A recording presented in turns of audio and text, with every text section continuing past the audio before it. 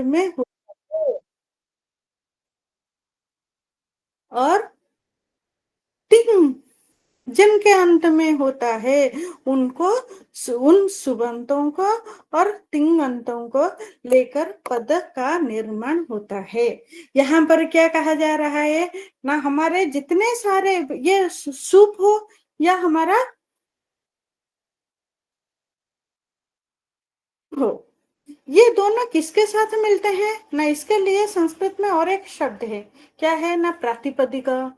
जिन प्रातिपदिकों के साथ सुप मिलके पद का निर्माण होता है या शब्द का निर्माण होता है, वैसे ही प्रातिपदिकों के साथ तिंग मिलते मिलके क्या होता है ना, वो हमारे लिए पद का निर्माण करता है। तो ये जो प्रातिपदिक बोल रहे हैं और साथ साथ हमने क्या बोल रहे हैं ना, ये जो सुप या तिंग बोल रहे हैं, वो सब क्या है ना, वो सब हमारे लिए रूपिम है। एक चीज आपको यहाँ पर और स्पष्ट करना है, जो प्रातिपदिक है बिना शुभ के या बिना प्रत्ययों के हम उसका उपयोग कर सकते हैं क्या, उसका कोई विशिष्ट अर्थ होता है, होते हुए भी उसको हम साक्षात वाक्य में प्रयोग नहीं कर पाते हैं, किसी न किसी प्रत्यय के साथ उसको जोड़ना पड़ता है। वैसे ही प्रत्यय को हम केवल प्रत्यय को वाक्यों में प्रयोग कर सकते हैं क्या, नहीं, प्रत्यय को प्रयोग करने के लिए हमें प्रातिपदिक की अपेक्षा होती है। यहाँ पर हम ये जो प्रातिपदिक सुप और तिंग ये तीनों चीजों को बताए हैं, वो तीनों हमारे लिए क्या हो रहे हैं ना, ये ही तीनों ही हमारे लिए क्या बन रहे हैं ना, ये हमारे रूपीम है।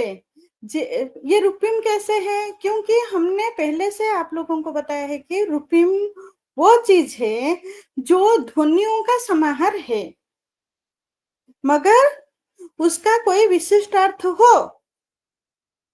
हमारे प्रातिपदिक में ध्वनि का समाहार होता है, उसका विशिष्ट अर्थ होता है, मगर हम प्रातिपदिक को कभी भी किसी भी वाक्य में स्वतंत्र रूप से प्रयोग नहीं कर सकते हैं, ना तो प्रातिपदिक को कर पाएंगे ना भी प्रत्यय को कर पाएंगे, इसीलिए वो हमारे लिए रूपिम होता है। जैसे कि उदाहरण के तौर पर हम लेते हैं बालक शब्द को लेंगे, तो ये बालक जो है वो बालक हम साक्षात वाक्य में प्रयोग नहीं करते हैं, बालक इस शब्द का उपयोग करते हैं, नहीं, बालक बालक बालकस्य बालकानाम, ये जब हमारे सुख के साथ जुड़ जाता है वो हमारे लिए पद संज्ञा हो जाता है। तो ये जो बालक के बोले हैं वहां पर क्या है, वह है, आ है, ल है, अ है, क है, वो क भी हलंत है।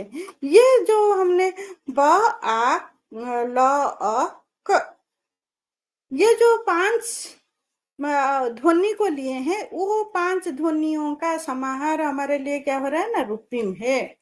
उसमें जब सु प्रत्यय का संयोग कर लेते हैं, सु भी हमारे लिए क्या रूपिम है, वो बालक रूपिम युक्त हमारे लिए दूसरा क्या है ना, सुरूपिम।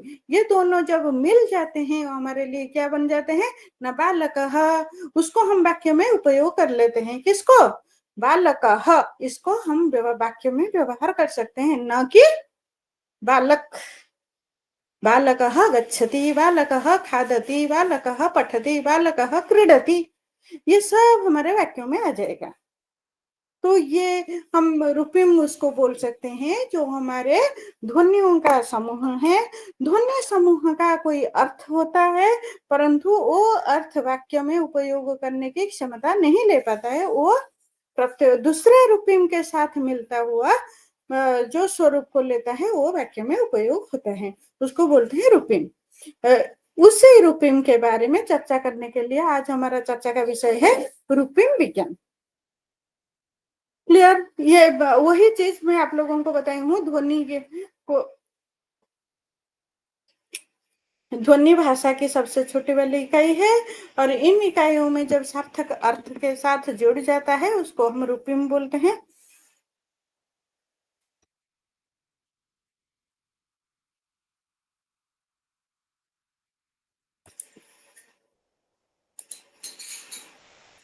इंग्लिश में मॉर्फोलॉजी कहा जाता है। मॉर्फ शब्द का अर्थ है रूप और लॉजी का है विज्ञान। यहाँ पर मॉर्फोलॉजी, यहाँ पर रूप व रूपिम विज्ञान के नाम से इसका कई सारे नाम है। रूपग्राम विज्ञान, पदिम विज्ञान, रूपिम विज्ञान, ऐसे करके जितने भी नाम है, मगर उसी में यही अर्थ को प्रतिपादित करता है कि ध्वनियों का समाहार है, जो समाहार हमारे लिए अर्थ को प्रतिपादित करता है, मगर उस अर्थ को और दूसरे रूपिम के साथ जोड़ता हुआ आगे हम उसको उपयोग में ले लेते हैं। वही चीज आगे के लिए आ रहा है, रूपिम, रूप और समरूप की अवधारणा।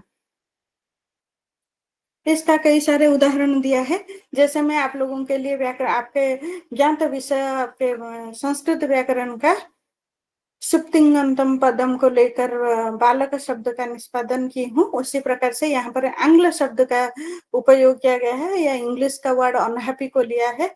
ऑन, एक ऑन, न, ये दो ध्वनियों का समाहार है। हैप्पी, हैप्पी यहाँ पर ह, आ, प, ई, ऐसे करके चार ध्वनियों का समाहार है। ये होते हुए भी ये दोनों मिलके उपयोग में आते हैं। अनहैप्पी होता है, अन को हम अकेले यूज नहीं करते हैं, हैप्पी हमारे लिए हो पाता है, वो सार्थक अर्थ विशिष्ट होने के लिए उसको लिया जाता है। ऐसे करके उदाहरण को दिया है। तो रूप क्या है? रूप के लिए भी वही बताया गया है कि जिसका किसी भी रूपिम का भौतिक स्वरूप को या भौतिक स्वरूप को रूप के नाम से जाना जाता है। उसका पूरा क्लियरेंस यहाँ पर दिया गया है, और साथ साथ समरूप को भी यहाँ बताया गया है। जैसे कि हमारा रूपिम और जितने सारी चीजों को हमने बालक के उदाहरण पर लिया है ना, बालक, उसी से ही जोड़ता हुआ ये सारे विषय को यहाँ पर उपयोग में लिया जाता है। यहाँ पर समरूप क्या को किसको कहा जाता है ना, रूपिम के रूप होते हैं, परंतु जब एक ही रूपिम का एक से अधिक रूप भेद होता है, उसी को क्या बोलते हैं ना, समरूप के नाम से जाना जाता है। उसका कई सारे उदाहरण दिया है। जैसे कि हमारे बहुवचन के लिए हम उपयोग करते हैं। बहुवचन के लिए जिन सारे ध्वनियों का समाहार को लेते हैं, ओ है और अनुस्वर है।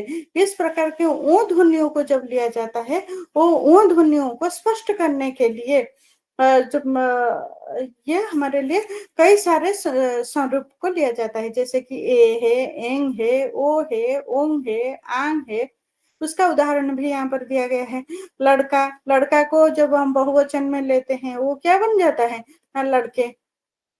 एक ए यहाँ पर क्या है ना, ये समरूप है। और ये लड़का क्या रहेगा ना, लड़का यहाँ पर हमारे लिए रूपिम होगा। वैसे ही बहु बहुएं, बहन बहनों, मित्र मित्रों, लड़के लड़कियां, कभी कभी, कुछ जगह पर ऐसे स्वरूप हमारे रूपी में आ जाएंगे जहां पर वो कोई बदलाव नहीं होता है। इसका बहुत बढ़िया सा उदाहरण आपके इंग्लिश में दिया होगा। जैसे कि डियर, फिश, उसका जब हम प्लूरल करते हैं, वो क्या हो, शिप, उसका प्लूरल करते हैं, उसमें क्या होता है ना, नो चेंजेस। फिश का प्लूरल में भी फिश ही होता है। वैसे ही शिप का शिप ही होते हैं। उसी प्रकार से दिया है। ये समरूप का भी उदाहरण यहाँ पर दिया है। जैसे कि हमने क्या लिया है ना, प्लूरल यूज के लिए मॉर्फिम लिए हैं एस। एस में से कैट से एस लगाते हैं तो क्या होता है, कैट्स होता है। डॉग में एस लगाते हैं तो हमारा क्या प्रोनाउंसिएशन होता है, डॉग्स, जो जेड का उच्चारण देता है। वैसे ही चर्च से भी आई जेड प्रोनाउंसिएशन ले रहा है, या वो ध्वनि को परिवर्तित कर रहा है। उसका कई सारे उदाहरण आपके लिए दिया जाता है। तो ये रूपिम हमारे लिए कितने प्रकार के होते हैं? रूपिम के प्रकार भेद में जब हम चर्चा करने के लिए जाते हैं, वो मुख्य रूप से चार प्रकार के होते हैं। एक है फ्री रूपिम है, दूसरा है बद्ध रूपिम या बाउंड रूपिम है, नेक्स्ट है जीरो रूपिम है, और एक वहां पर क्या दिया है ना, हमारा संपृक्त रूपिम देता है।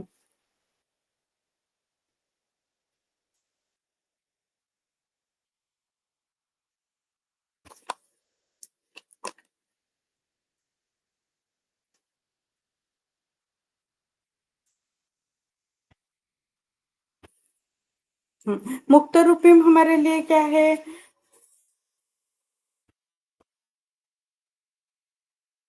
ऐसे रूपिम जो वाक्य को स्वतंत्र रूप से प्रयोग किया जा सके, उसमें मुक्त रूपिम कहते हैं। जैसे कि बालक, घर, पुत्र, ये सारे हिंदी का उदाहरण ले रहे हैं।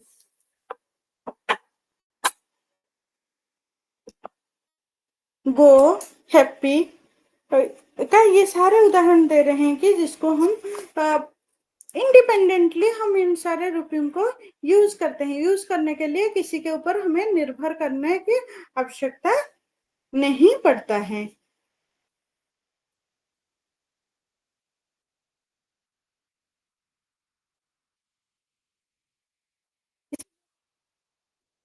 से अभी शून्य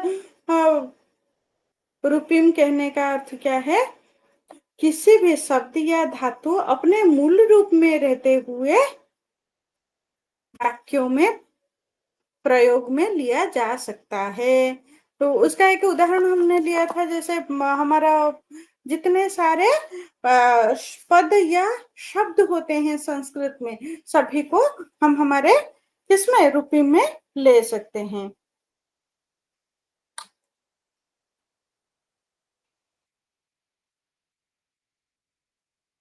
इस रूपी में हमारे जितने सारे शब्दों का उपयोग कर रहे हैं, जितने सारे क्रियाओं का उपयोग कर रहे हैं, और जितने सारे हमारे विशेष्य पदों का उपयोग करते हैं, वो सब भी आते हैं। जैसे व्याकरण के अंश विशेष के आधार पर देखा जाए तो व्याकरण के जितने सारे अंश हम ले रहे हैं, हमारे प्रत्यय हो, प्रकृति हो, प्रत्यय हो, वो सारे उसी में भी आ जाएंगे।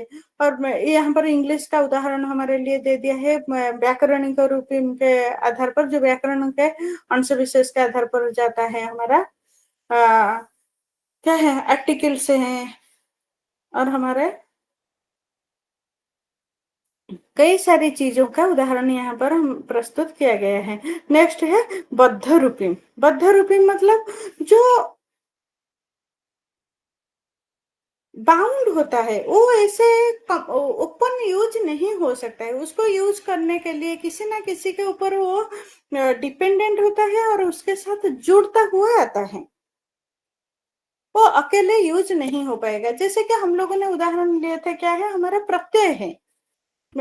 संस्कृत व्याकरण के उदाहरण लिए थे, हमारे प्रत्यय है। वो प्रत्यय को यूज करने के लिए वो स्वतः स्वतंत्र रूप से वाक्य में प्रयोग हो सकता है कि जैसे सु, औ, जस, आम, औ, शस, ये सब हम डायरेक्ट यूज कर सकते हैं क्या?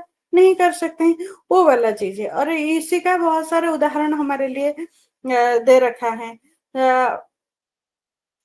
हमारा वचन के विषय हो या लिंग के विषय हो, काल के लिए प्रयोग करने वाले जितने सारे प्रत्यय होते हैं, वो या हमारे उपसर्ग होते हैं, प्रीफिक्स हो या सफिक्स हो, कहीं भी हो, वो जो स्वतंत्र रूप में यूज नहीं हो पाता है, वाक्य में व्यवहार नहीं हो पाते हैं, उसको व्यवहार करने के लिए किसी न किसी दूसरे रूपिम के ऊपर निर्भर करना पड़ता है। उसको बोलते हैं बद्ध रूपिम। उसका बढ़िया सा इंग्लिश वाला उदाहरण भी आप लोगों के लिए दिया है, ब्यूटीफुल। ब्यूटीफुल में क्या है ना, ब्यूटी है और फुल है, मगर फुल को हम ऐसे यूज कर सकते हैं क्या? यूज नहीं हो पाएगा। वो यूज होने के लिए ब्यूटी के ऊपर वो निर्भरशील है। जैसे सुंदरता या सुंदरी, उसको सुंदरी मान लीजिए, किसी सुंदरी कन्या, ये बताने के लिए हम सुंदरी शब्द को ले रहे हैं, तो वो ई, सिर्फ ई बोलने पर कुछ अर्थापत्ति होगी क्या? अर्थ अवगमन हो पाएगा क्या? नहीं। वो किसी ना किसी के ऊपर डिपेंड करना चाहिए, वो सुंदरी हो या बंदरी हो, दोनों के तरफ हमारे ये कहीं ना कहीं किसी के साथ जोड़ते हुए वो आ जाएगा। और ये जब हम ले लेते हैं क्या ना, हमारे बद्ध परफ्यूम को लेते हैं, वो उसका भी उपभेद कई सारे हैं। जैसे कि वो पहले लगता है तो उसको पूर्व सर्ग या प्रीफिक्स बोलते हैं, बीच में लगता है तो उसको इनफिक्स बोलते हैं, नहीं लास्ट में लगेगा तो लास्ट के लिए हम उसको क्या बोलते हैं, सफिक्स बोलते हैं। तो उसका क्या उदाहरण है ना, पूर्व सर्ग या प्रीफिक्स का उदाहरण है हमारे जितने सारे संस्कृत व्याकरण में उपसर्गों का प्रयोग हम लोग करते हैं। उपवसति, उपयोग, उप इंद्र, अभिराज, अनुगच्छति, जिगमिषति।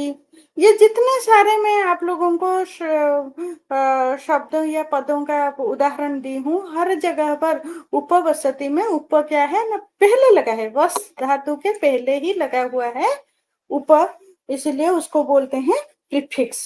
वैसे ही हमारे जितने सारे इंग्लिश में, वो इंग्लिश का तो यहाँ पर उदाहरण आप लोगों के लिए दे दिया है। अनफॉर्चुनेट, यह ऑन का यूज हो रहा है। इम्पॉसिबल, इरेस्पॉन्सिबल, ये यहाँ पर जो ऑन है, इम है, ईर है, ये सब पहले से ही वो दिया हुआ है। वैसे ही हिंदी भाषा में, हमारे मातृभाषा में, उड़िया में या संस्कृत भाषा में हम देख सकते हैं सुपुत्र, कुपुत्र, अपमान, अभिमान, असंभव, अनुभव, ये सारे ऊपर पहले लगने वाले जितने सारे उपसर्ग हो, उसको हम बोलते हैं प्रीफिक्स। नेक्स्ट है इनफिक्स। इनफिक्स में क्या क्या आ रहे हैं ना, जो बीच में लग रहे हैं, बीच में लगने वाले के कुछ ऐसे उदाहरण हम ले सकते हैं।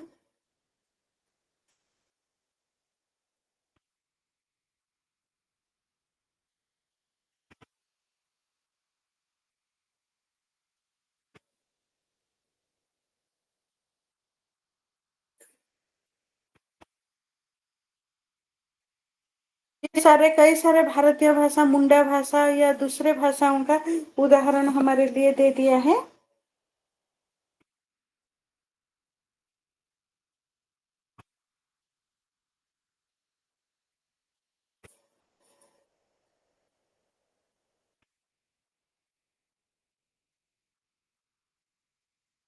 जैसे क्रू धातु से हो रहा है करोति, ये क्रू से करोति होना, यहाँ पर क्या है, ये उदाहरण हमारा इनफिक्स का हो जाएगा।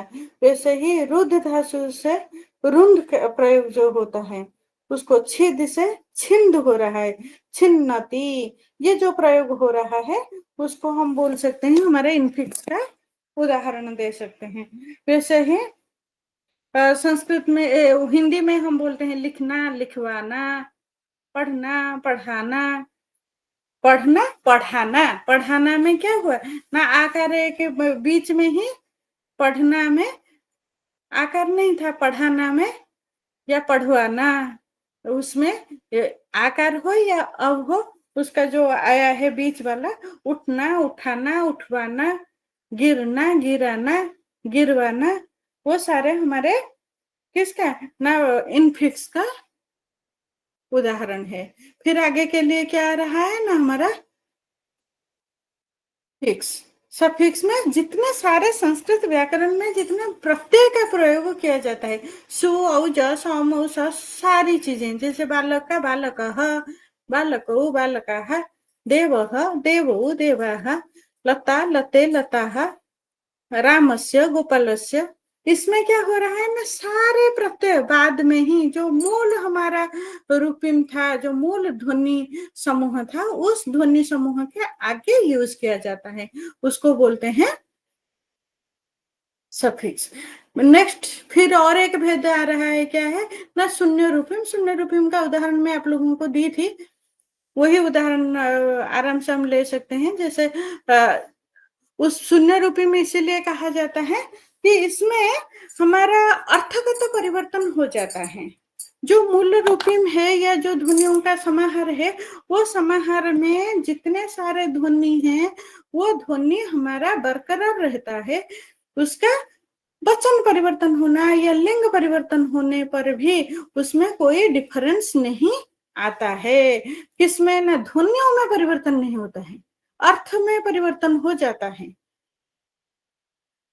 तो उसका उदाहरण, बेस्ट एग्जांपल हम ले सकते हैं, फिश, सीप,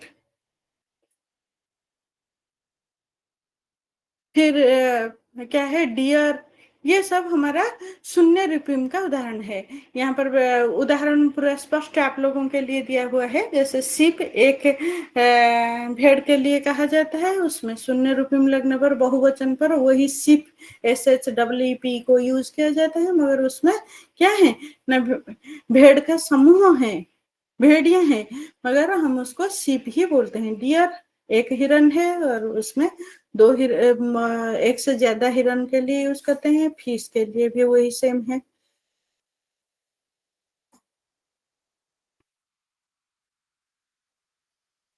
इसी में और एक भेद भी कहीं कहीं कहा जाता है, वो क्या है, आंतरिक परिवर्तन। शब्द और धातुओं में अनेक अंदर के कुछ परिवर्तन होते रहते हैं, जो वो परिवर्तन हमारे लिए तीन प्रकार के हैं। एक स्वर परिवर्तन, व्यंजन परिवर्तन और स्वर व्यंजन परिवर्तन। ऐसे करके भी परिवर्तन होता है। उस परिवर्तन को भी हम लोग ले सकते हैं। स्वर परिवर्तन में जैसे गुण गौण, देव दैव, पुत्र पौत्र, वासुदेव वासुदेव, ऐसे परिवर्तन हो रहा है। वो अर्थगत परिवर्तन होता है। और हमारे स्वर में भी कई सारे रूपिम के अंदर भी परिवर्तन होता है। जैसे पुत्र पौत्र, पुत्र का मतलब है क्या है ना, वो सन के लिए यूज किया जाता है। मेरे पौत्र के लिए, ग्रैंड सन के लिए जिस शब्दों का यूज किए हैं, उसमें अंतर क्या है ना, एक में और स्वनिम था और दूसरे के लिए क्या ना, औकार का स्वनिम लिया गया था। नेक्स्ट है संपृक्त स्वनिम के नाम से भी इसको कहा जाता है। जो बद्ध स्वनिम का उदाहरण के तौर पर, Ram goes to market. Ram यहाँ पर क्या है, नाउन है, वर्ब के साथ यस आ गया है। ये यस इसलिए ना, राम के कारण यहाँ पर जो परिवर्तन हुआ है, मगर हमारे ध्वनियों में ही परिवर्तन किया गया है, उस चीज को स्पष्ट किया गया है। नेक्स्ट है रूप सिद्धि या व्युत्पत्तिवादक रूपिम। व्युत्पादक रूपिम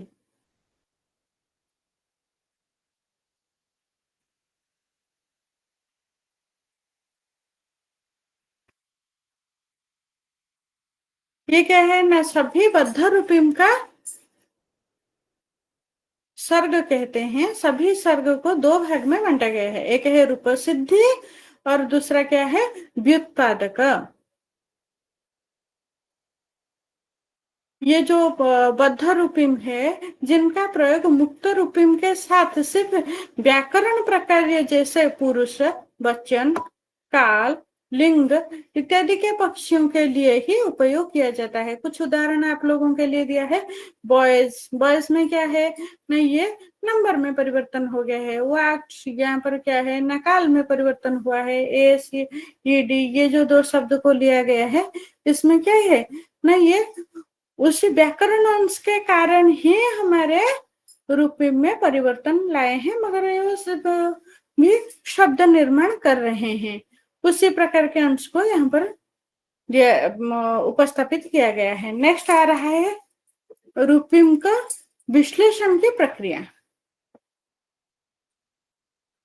रूपिम का विश्लेषण करने का मतलब क्या है ना, यहाँ पर रूपिम कैसे कैसे जुड़ा हुआ है, उसको डिवाइड करके, भाग भाग करके उस चीज को देखने के लिए कहा गया है। जैसे उदाहरण दिया है सपूत। सपूत में क्या है ना, सौ है और पुत है। पुत में क्या है ना, ये हमारा मुक्त रूपिम है। पुत, सपूत का अर्थ समझते हैं ना, जो पुत्र के लिए बोला जाता है कि अच्छे पुत्र है, उसी के लिए सपूत शब्द का उदाहरण, शब्द का उपयोग किया जाता है। यहाँ पर जो सा उपयोग किया है सपूत में, वो है बद्ध रूपी। वो स्वतंत्र रूप से यूज नहीं हो सकता है, मगर पुत जो शब्द है वो क्या होता है ना, वो स्वतंत्र रूप से उपयोग किया जा सकता है, इसलिए उसको कहा जाता है मुक्त रूपिम। ये मुक्त रूपिम और बद्ध रूपिम में बस इतना अंतर हम लोग बोल सकते हैं। बद्ध रूपिम वही है जो स्वतंत्र रूप से उपयोग नहीं हो सकता है। मुक्त रूपिम क्या है ना, जो स्वतंत्र रूप से, मुक्त रूप से उपयोग के वाक्यों में उपयोग किया जा सकता है। रेलगाड़ी, रेल रेल भी स्वतंत्र है और गाड़ी भी स्वतंत्र है। ये दोनों स्वतंत्र होते हुए भी, दोनों जुड़ते हुए रेलगाड़ी हमारे लिए एक रूपिम बन जाते हैं। इसका और एक उदाहरण भी हमारे लिए दिया है, सामाजिकता। ये सामाजिकता में क्या है ना, इसमें कई सारे रूपिम का संयोजन किया गया है। जैसे प्रथम विभाजन में हम देख सकते हैं सामाजिकता। सामाजिक क्या है ना, ये बद्ध रूपिम है। आप लोगों को लग रहा होगा सामाजिक शब्द तो मुक्त रूपी में होना चाहिए। नहीं, इसके इसमें भी हमारा और भी डिवाइडेशन हो सकता है, उसके नीचे दिया गया है। सामाजिकता में ता जो है वो अंतसर्ग है, और सामाजिक बद्ध रूपी में है। बद्ध रूपी में उसमें क्या है ना, समाज इक, समाज मतलब समाज हमारे लिए मुक्त रूपी में है, और एक बद्ध रूपी में है, अंतसर्ग भी है।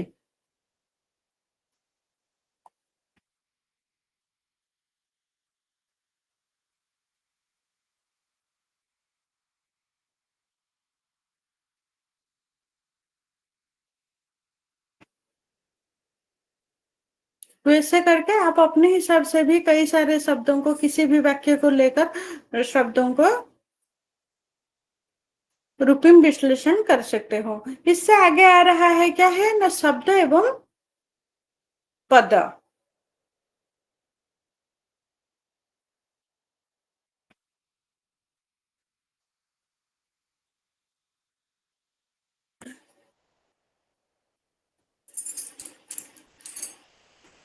रूपिम, पद, शब्द, इनके बारे में हम लोगों ने एक ओवरऑल डिस्कशन कर चुके हैं। जिसमें से पद, पद हम किसको बोलते हैं ना, ये कुछ हिंदी पुस्तकों का उदाहरण लिया है।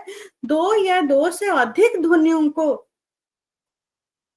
के मेल से बनना वह सार्थक खंड है, जिसका कुछ अर्थ निकलने से उसे शब्द कहते हैं। वही चीज हम लोगों ने हमारे रूपिम के लिए भी उपयोग किए थे। वो भी ध्वनियों का समाहार था,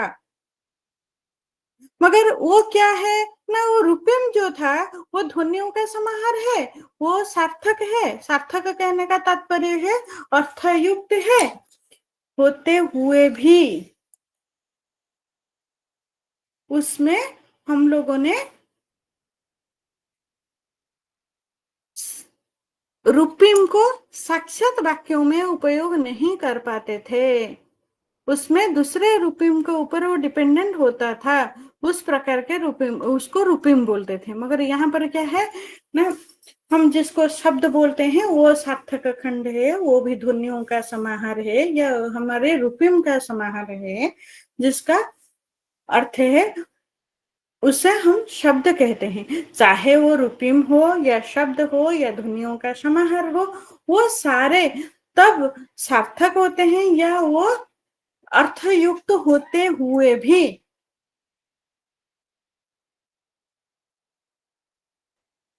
जब तक वो वाक्य में प्रयोग नहीं होता है ना, तब तक वो हमारे लिए मूल्यहीन ही रहता है।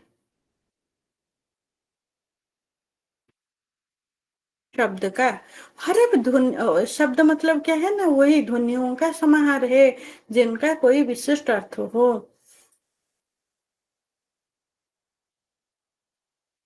वो जब वाक्य में व्यवहार होते हैं, तब उसको हम बोलते हैं क्या है ना, वो हमारे लिए शब्द ही बन जाते हैं। इसीलिए हमारे हिंदी व्याकरण के जो मूर्धन्य व्यक्ति हैं, कामता प्रसाद गुरु, वो अपने पुस्तकों में क्या बताए हैं ना, एक या अधिक अक्षरों से मतलब ध्वनियों से बनी हुई स्वतंत्र सार्थक ध्वनि का समूह को शब्द कहते हैं। जैसे लड़का, छोटा, बड़ा, मैं, धीरे, परंतु, किंतु इत्यादि जितने सारे शब्द हम सुन रहे हैं। ये यहाँ पर शब्द को स्वतंत्र रखने का कारण क्या है, जो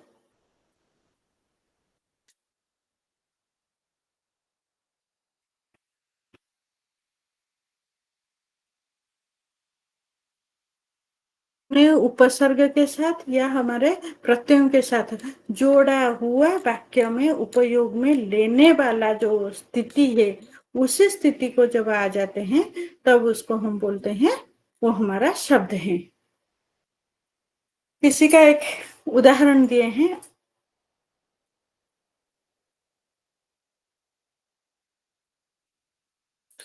यहाँ पर एक उदाहरण दिया है, अब तो तुम्हारी चाही बात हुई। इसमें उपयोग में लेने वाले तुम्हारी जो शब्द है वो शब्द को लेते हैं। इसमें क्या है, ना तुम है,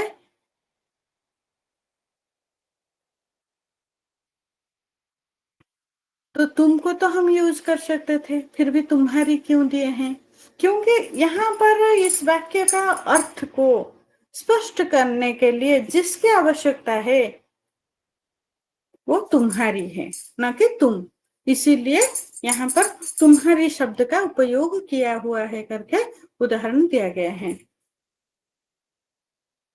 शब्द के परिभाषा को परिभाषित करते हुए कई सारे उदाहरण आप लोगों के लिए दिया गया है, दिए हैं।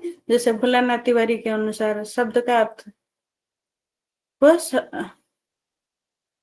शब्द अर्थ के स्तर की लघुतम इकाई है, जो उसका एक स्पष्ट अर्थ होता है, एक स्वतंत्र इकाई है, जिसे प्रयोग में एवं अर्थ के अभिव्यक्ति में किसी और की सहायता की जरूरत नहीं पड़ती है, उसको बोलते हैं शब्द।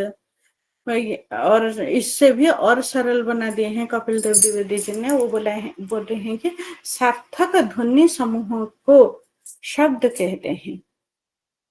सार्थक ध्वनि समूह कहने का तात्पर्य क्या है ना, जो हमारे वाक्यों में जिसकी आवश्यकता है उसी प्रकार की आवश्यकताओं को परिपूर्ण करने वाला अंश है।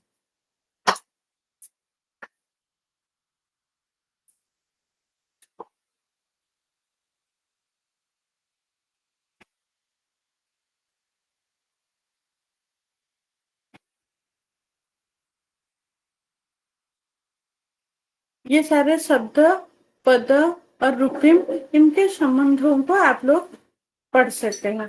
हाँ, यहाँ से थोड़ा हम देखते हैं शब्दों के शब्द कितने प्रकार के होते हैं। सब 3 प्रकार के होते हैं। एक है रूढ़ शब्द, दूसरा है यौगिक शब्द, तीसरा है जोगरूढ़ शब्द। रूढ़ शब्द, रूढ़ शब्द क्या है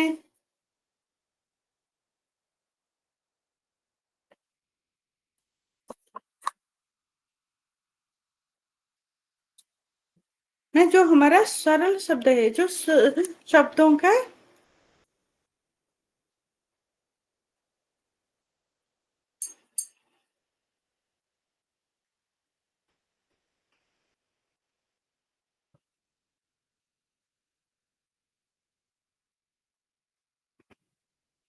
स्वतंत्र अर्थ को उपस्थापित करते हैं, उसको बोलते हैं रूढ़ शब्द।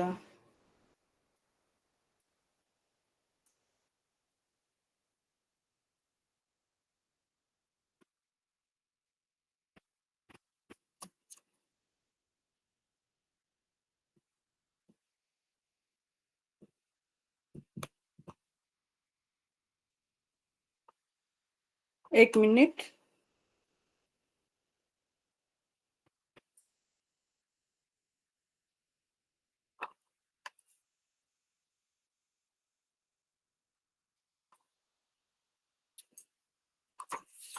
उसका उदाहरण यहाँ पर दिया गया है, किताब, कुर्सी, मेज, ये जितने सारी चीजें हैं वो हमारे लिए क्या है ना,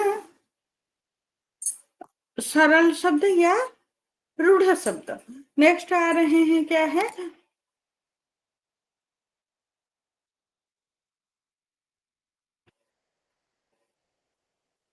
दूसरा प्रकार हमने क्या बताया था, यौगिक शब्द। यौगिक शब्द कहने का मतलब क्या है ना, जहां पर दो शब्द मिलता हुआ उच्चारण होते हैं या जोड़ के जो शब्द का निर्माण होता है उसको बोलते हैं।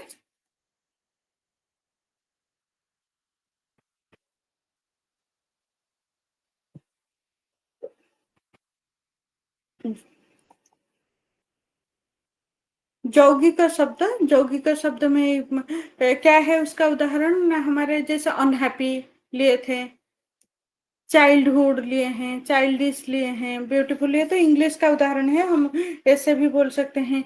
पतिगृह, राज दरबार, ये जितने सारे यहाँ पर दो दो शब्दों को जोड़ते हुए हम ले रहे हैं, उसको बोल रहे हैं कि हमारा राजगृह, राजप्रसाद, ये सारे हमारे लिए क्या हो रहे हैं ना, यौगिक शब्द हैं। दो शब्द को जोड़ जोड़ के हमने शब्द बना के ले रहे हैं, ठीक ना। तीसरा क्या है ना, तीसरा हमारे जो आ रहे हैं वो क्या है, यौगिक शब्द।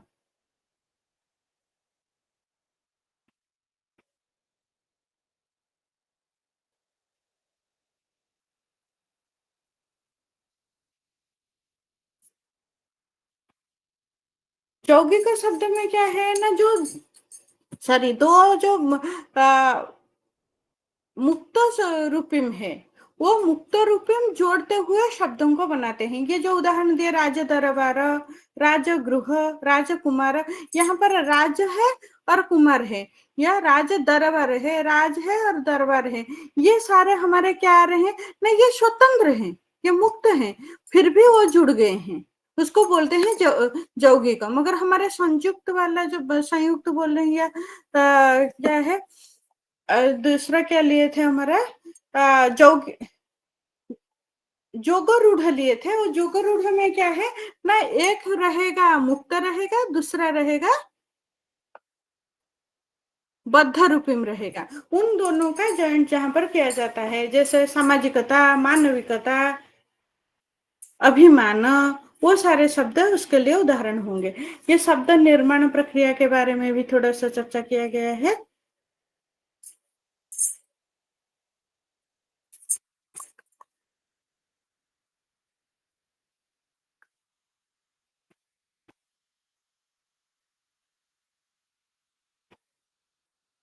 शब्द निर्माण की प्रक्रिया में हम क्या करते हैं ना, प्रत्यय योजन प्रक्रिया को भी उपयोग में लिया जाता है, उपसर्ग को भी,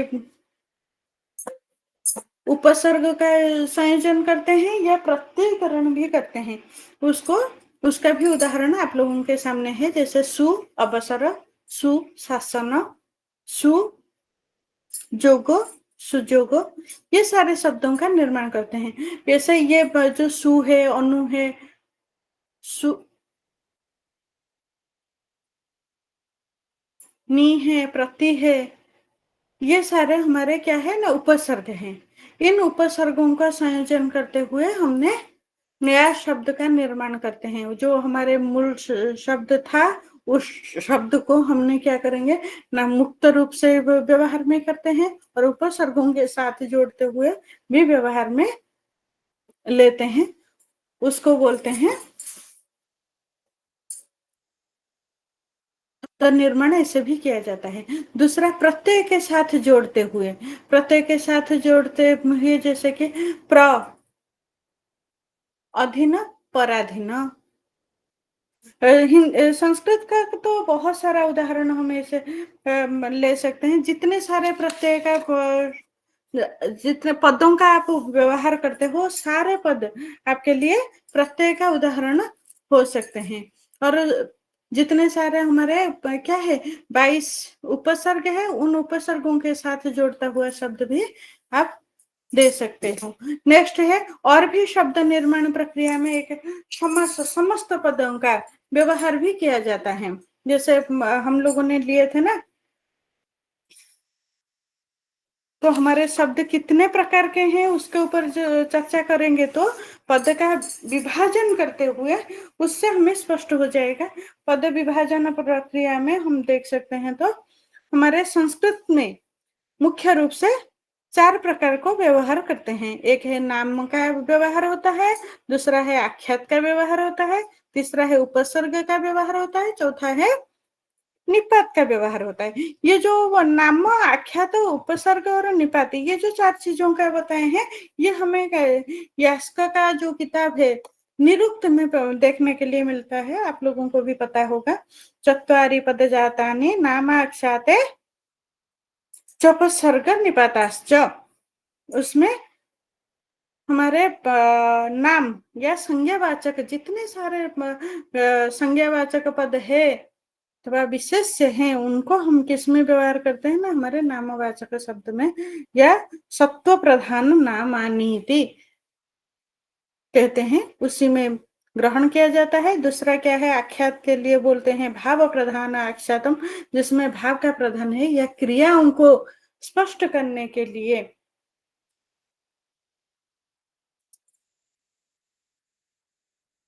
आख्यात का उपयोग किया जाता है। एक मिनट।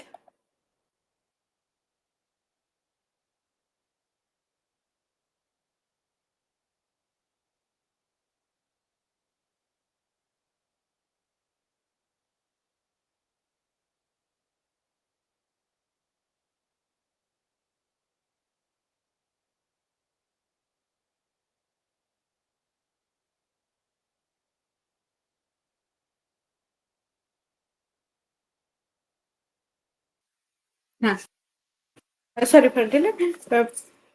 कहाँ चर्चा हो रही थी हमारा? हाँ, आख्यात के लिए नेक्स्ट आ रहा है उपसर्ग के लिए। उपसर्ग जो संबंध अव्यय पदों का व्यवहार, प्र, परा, अप, सम, अनु, अब, ये सारी चीजों को जो, जिसका उदाहरण हमने इससे पहले यहाँ पर देखा था, जो प्रत्ययोजन प्रक्रिया में पहले सु, औ, सु, अनु, अब, ये सारी चीजों को व्यवहार करते थे। ऐसे प्र, परा, अप, सम, अनु, अब करके जो 22 के आसपास हमारे उपसर्गों का उपयोग किया जाता है, उसको भी लेते हैं। नेक्स्ट है क्या, ना निपात का भी उपयोग किया जाता है। ये निपात जो है संस्कृत व्याकरण में ही प्रमुख रूप से लिया जाता है, जो अव्यय पद जिसको बोलते हैं। बाकी सारे भाषाओं में भी व्यवहार किया जाता है, मगर ये जो निपात शब्द का उपयोग ज्यादा इधर इसीलिए किया जाता है कि जिसमें कोई परिवर्तन, विभक्तिगत परिवर्तन में कोई प्रत्यय के साथ वो जुड़ता नहीं है, उसमें कोई परिवर्तन नहीं आता है, उस प्रकार के अंश को लेते हैं, वो भी शब्द में आते हैं। ये जो चार प्रकार में लिए हैं, उन चार प्रकारों में एक दूसरे के साथ जुड़ता हुआ, या एक एक के साथ जुड़ता हुआ जो शब्दों का बनाते हैं, उसको बोलते हैं कंपाउंडिंग या समास, समस्त पद। वो समस्त पद दो शब्द पदों को जोड़ते हुए कभी किसी अर्थ को प्रकृष्ट बनाने के लिए, किसी अर्थ को निकृष्ट बनाने के लिए, या दूसरे अर्थ को द्योतक करने के लिए भी उपयोग में लिया जाने वाला समास पद्धति में भी शब्दों का निर्माण होता है। इसमें क्या है ना, दशानन, उदाहरण तो आप लोगों के सामने ही है। दशानन, नील कमल, श्वेतांबर, परमानंद, राजपुरुष, माता पिता, सुख दुख, चाय पानी, खाना पीना, सुबह शाम, ये जितने सारे शब्द हैं, संज्ञाओं को संज्ञाओं के साथ ही जोड़ते हुए, कभी विशेष्य को विशेषण के साथ जोड़ते हुए, चंद्रमुखी, मृगा नयना, नीलांबर, पीतांबर, ये जितने सारे शब्द हैं, वो सारे शब्द हमारे समासगत शब्द में आ रहा है। और एक चीज आ रहा है, क्या है ना, पुनरुक्तिकरण। शब्द निर्माण प्रक्रिया में शब्दों को पुनरावृत्ति करते हुए या उसी के समसामयिक किसी शब्दों समोच्चारणगत किसी शब्द के साथ जोड़ते हुए जो शब्दों को हम बोलते हैं, जैसे चाय वाय, घर वर, रोटी वोटी, पानी वानी, काम काज, धीरे धीरे, ये सारे शब्द। इंग्लिश का तो आजकल तो ज्यादा, बहुत ज्यादा यूज हो रहा है, ब्ला ब्ला, किसी भी बात पे बहुत सारे बातों को बताने के लिए जो बोलते हैं ब्ला ब्ला, वो सारे शब्द है, ये किस में आते हैं ना, पुनरुक्तिकरण में। नेक्स्ट है शब्दों का संक्षेपीकरण करते हैं। संक्षेपीकरण का जो शैली है वो आजकल बहुत ज्यादा देखने के लिए मिल रहा है। जैसे हमारे प्रोफेसर को पीआरओ लिख देते हैं, यहाँ पर हिंदी में उदाहरण दिए हैं, डॉक्टर को डीआर लिखते हैं, लेबोरेटरी को लैब, डॉक्यूमेंट को डक। ये सारे शब्दों को जो नए नए शब्द बने हैं, प्रो हो, डॉक्टर हो या लैब हो, पोस्ट हो, ये सारे शब्द हमारे किसमें संक्षेपीकरण की प्रक्रिया में आ जाते हैं। हम लोगों ने भी हमारे हिंदी भाषा में, संस्कृत भाषा में भी बहुत सारे शब्दों को ऐसे संक्षेप करके रखे हैं। सारे पॉलिटिकल पार्टीज का नाम हम रखते हैं ना, भाजपा, बीजेडी, बीजेपी। वो देशों का नाम भी रखे हैं, जैसे USA, UK, UP, MP, MLA, MP, ये सारे शब्दों का।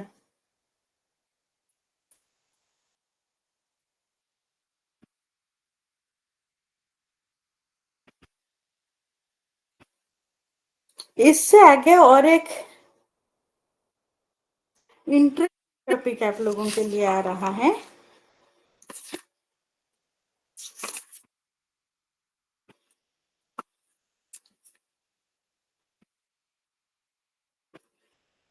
वो इंटरेस्टिंग पार्ट क्या है हमारा?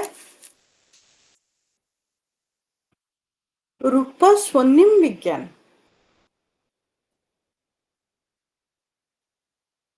इंग्लिश में इसको क्या बोलते हैं? मॉर्फोफोनेमिक्स।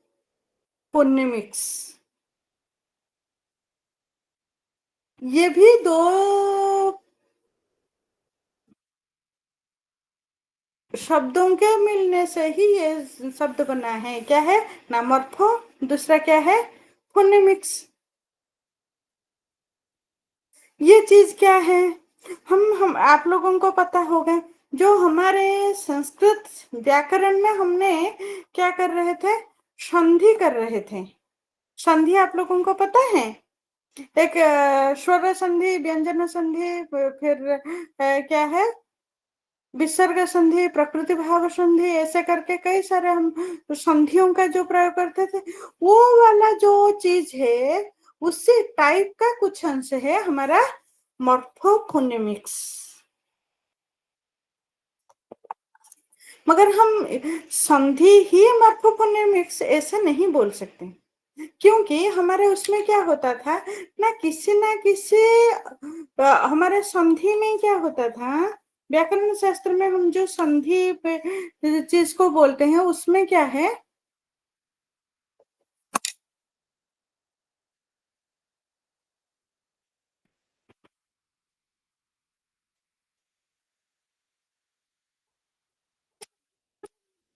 इसका लास्ट अक्षर और उसका फर्स्ट अक्षर दोनों मिलके कुछ ना कुछ बनते थे। उस चीज को हम बोलते थे संधि होना है। जैसे कि हम बोलेंगे उदाहरण, विद्या युक्त आलय। विद्या में आकार है, आलय में आकार है, आरंभ में आ है। ये दोनों आ मिल जाने के बाद वो क्या होते थे ना, दीर्घ रूप आकार को ले लेते हैं विद्यालय। राम आलय, विद्यालय में ज्यादा पता नहीं चलता है, मगर राम युक्त आलय, देव युक्त आलय, ये शब्दों को जब हम लेते हैं, देव में अंत में क्या है ना, ओकार है। आरंभ वर्ण क्या है ना, वो आकार है। जब वो ये ओकार और ये देव का अंतिम ओकार और आलय का प्रथम आकार दोनों मिल जाते थे, वो ना तो अ का स्वरूप रहता था ना भी आ का स्वरूप रहता था। ये दोनों मिलके उसका अ का ही दीर्घ रूप आ जो है उसको ले लेते थे। इसीलिए वहां पर क्या होता था? रामालय, देव, देवालय।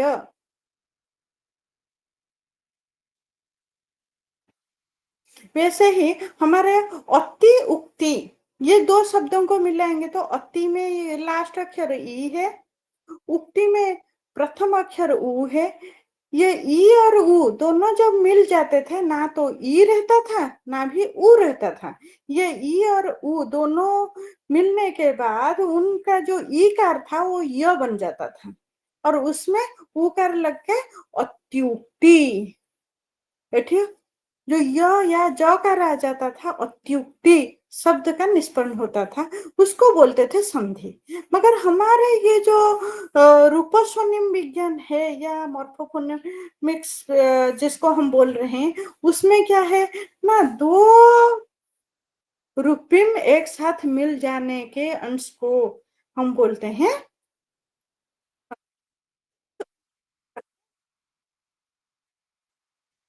जोड़ लेते थे। संधि के विषय को आप पूरा अपने संस्कृत मान लीजिए, आपको कभी क्वेश्चन आता है रूप स्वनिम विज्ञान को लिखने के लिए, उसका तो बहुत सारा इंग्लिश एग्जाम्पल कोई भी ले सकते हो, किसी का भी दे सकते हो। जैसे कैट में कैट्स दे रहा है, बॉय में बॉयज हो रहा है, गो में गोज हो रहा है, ये सब दो रूपिम ही मिलते हुए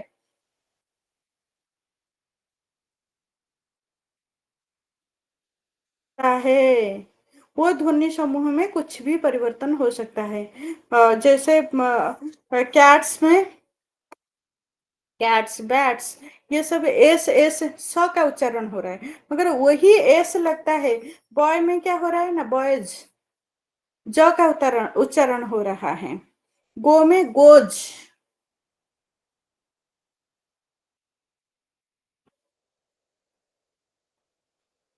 कट कटेज, ये जो चेंजेस आ रहे हैं वो सारे चेंजेस को एक्सप्लेन कर सकते हो। उस एक्सप्लेन के साथ साथ संस्कृत का उदाहरण देना चाहोगे तो गुण संधि का, वृद्धि संधि का, दीर्घ संधि का, व्यंजन संधि का, वो सारी चीजों को आप आराम से एक्सप्लेन कर सकते हो। इसको मिलाता हुआ ये अंश को भी आप लोगों के लिए विचारणीय विषय बनेगा और आप उसके ऊपर अच्छे से उपस्थापित कर सकते हो। तो इसी के साथ साथ आपका ये वाला पार्ट कंप्लीट हो रहा है, क्या है, हमारा रूपिम विज्ञान या पद विज्ञान। इसके आगे हम चलेंगे वाक्य विज्ञान के तरफ। वाक्य विज्ञान को प्रारंभ करने से पहले पद विज्ञान में कोई डाउट है तो आप 1 मिनट में पूछ सकते हो, नहीं तो हम वाक्य विज्ञान को प्रारंभ करेंगे। Now the time for question answer.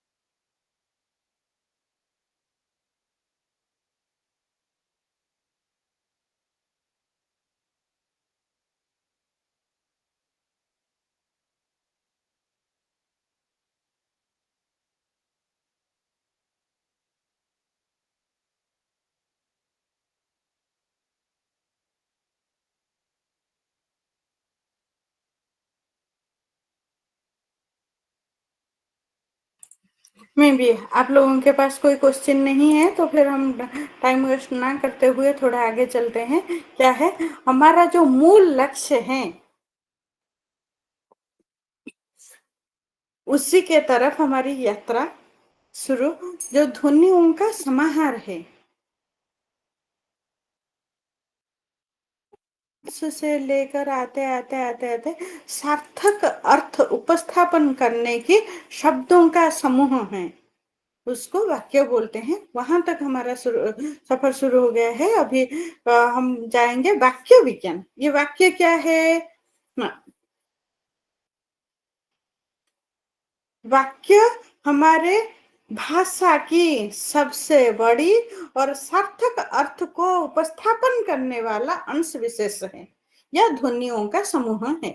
यहाँ पर भी ध्वनि समूह है, क्योंकि यहाँ पर शब्द है, शब्द क्या है ना, शब्द हमारे अर्थ विशिष्ट पदों का ध्वनियों का समाहार है।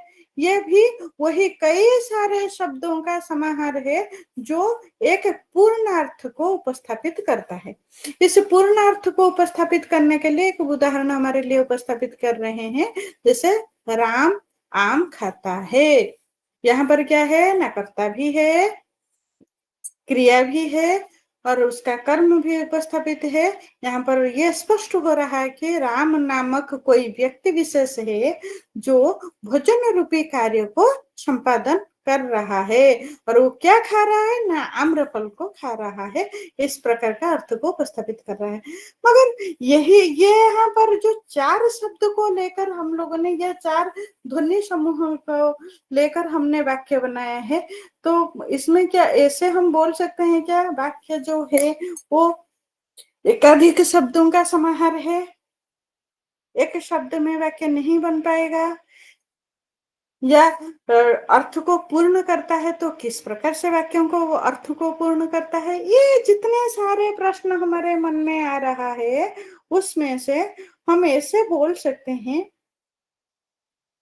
कि हमारे जो वाक्य है वो कैसे हो सकता है, उसका एक सिंपल सा एग्जांपल आप लोगों के लिए आपके पुस्तक में ही दिया गया है।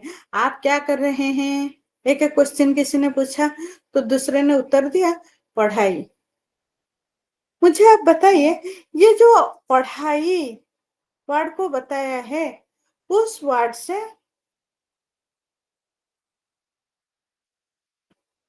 पूर्णार्थ प्रकाश हो रहा है या नहीं? निश्चित रूप से यहाँ पर ये पूर्णार्थ को प्रतिपादित कर रहा है। तो पूर्णार्थ कैसे हो रहा है ना, क्योंकि बहुत सारे शब्द यहाँ पर लुप्त होकर रहे हैं या छिप कर हैं। तो छुपे हुए शब्द क्या है, पढ़ाई कर रहा हूं या कर रही हूं। जो पहला वाला वाक्य था, पहले वाक्य में जो क्वेश्चन था, उस वाक्य के कई सारे अंश यहाँ पर स्वतः प्रवृत्त रूप से आ रहे हैं, इसीलिए इसको भी हम एक वाक्य के रूप में ले सकते हैं। इसी चीज को स्पष्ट करने के लिए हमारे बहुत बढ़िया सरल सा उदाहरण हमारे लिए, जो उदाहरण बोल रही हूँ एक अर्थ के रूप में वो बता रहे हैं कपिल देव द्विवेदी जी ने, कि पूर्ण अर्थ को प्रतीत करने वाले शब्द समूहों को वाक्य बोलते हैं। उसके और कई सारे परिभाषाएं भी हैं।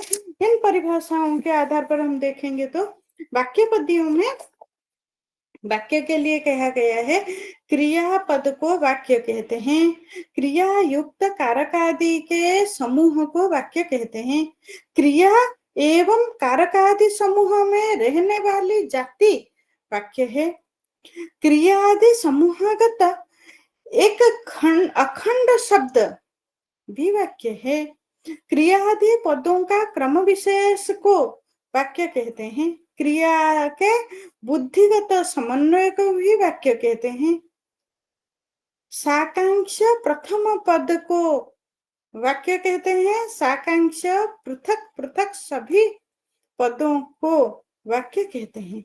ये जितनी सारी चीजों को मैं बताई हूँ, पूरा क्रियापद को वाक्य कहते हैं से लेकर साकांक्ष पृथक पृथक सभी पदों को वाक्य कहते हैं, ये संपूर्ण एक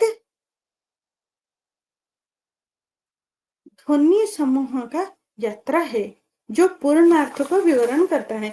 और इतनी सारे अंश को हमारे कपिल देव द्विवेदी जी ने एक वाक्य में पूर्ण किया है। पूर्ण अर्थ को प्रतीत करने वाले शब्द समूहों को वाक्य कहते हैं। जैसे कि हमने पहले वाक्य में लिए थे, राम आम खाता है, उसमें पूर्ण अर्थ को प्रतीत कर रहा है। उसमें सब क्या है ना, क्रियापद भी है, क्रियापद कारक आदि समूह भी है, उसमें जातिवाचक शब्द भी है, संज्ञा को उपस्थापित कर रहा है, हर एक दृष्टि से वो पूर्ण है।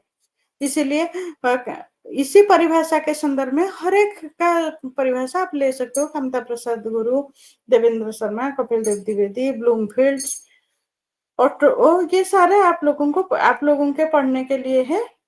जो वाक्य की परिभाषा, वाक्य क्या किसको बोलते हैं, जिस किसी की परिभाषा को लेते हुए आपने पूरा ये पूर्णार्थ प्रतिपादन करने वाले अंश को ही जोड़ के अर्थ और परिभाषा को उपस्थापित कर सकते हो। तो इस वाक्य में क्या क्या रहते हैं? वाक्य रचना में शब्द में शब्द का क्रम रहना या पदों का क्रम रहना बहुत जरूरी है। और उसमें क्या है ना, कर्ता, क्रिया, कर्म, काल, ये सारी चीजें भी रहना आवश्यक है। वो सारे अंशों को यहाँ पर दिया गया है। हिंदी भाषा में प्रयुक्त शब्द का क्रम क्या है ना, कर्ता, कर्म, क्रिया। मगर वही चीज जब हम इंग्लिश में देखते हैं, इंग्लिश में क्या होता है ना, सब्जेक्ट, वर्ब, ऑब्जेक्ट, ये वाला उनका सिस्टम चलता है। और हिंदी का है सब्जेक्ट, ऑब्जेक्ट, वर्ब, ये क्रम है। उस क्रम का उदाहरण आप लोग दे सकते हो।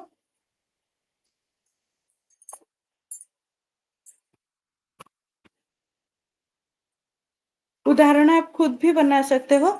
जैसे संस्कृत में हम बोलेंगे, संस्कृत हो या हिंदी हो, उसके लिए राम, राम पुस्तक, उदाहरण आपके पुस्तक में भी दिया गया है, राम पुस्तक पढ़ता है।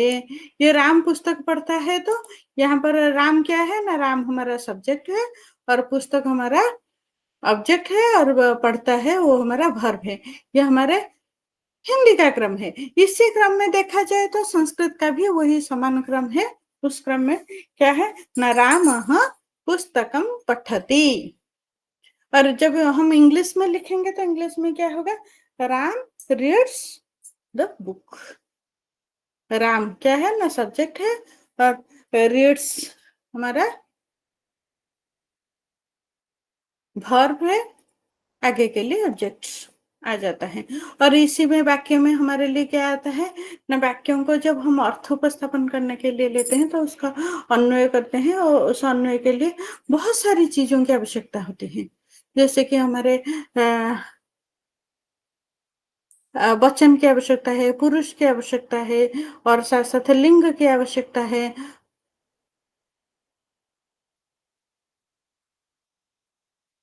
वैसे भार के लिए हमारे काल की आवश्यकता है। उसी के आधार पर हर एक चीज को हम लोगों ने सेट करते रहते हैं। जैसे वो कई सारे उदाहरण आपके लिए दिया है। आप हिंदी से उदाहरण ले सकते हो, संस्कृत का दे सकते हो, या इंग्लिश का उदाहरण दे सकते हो।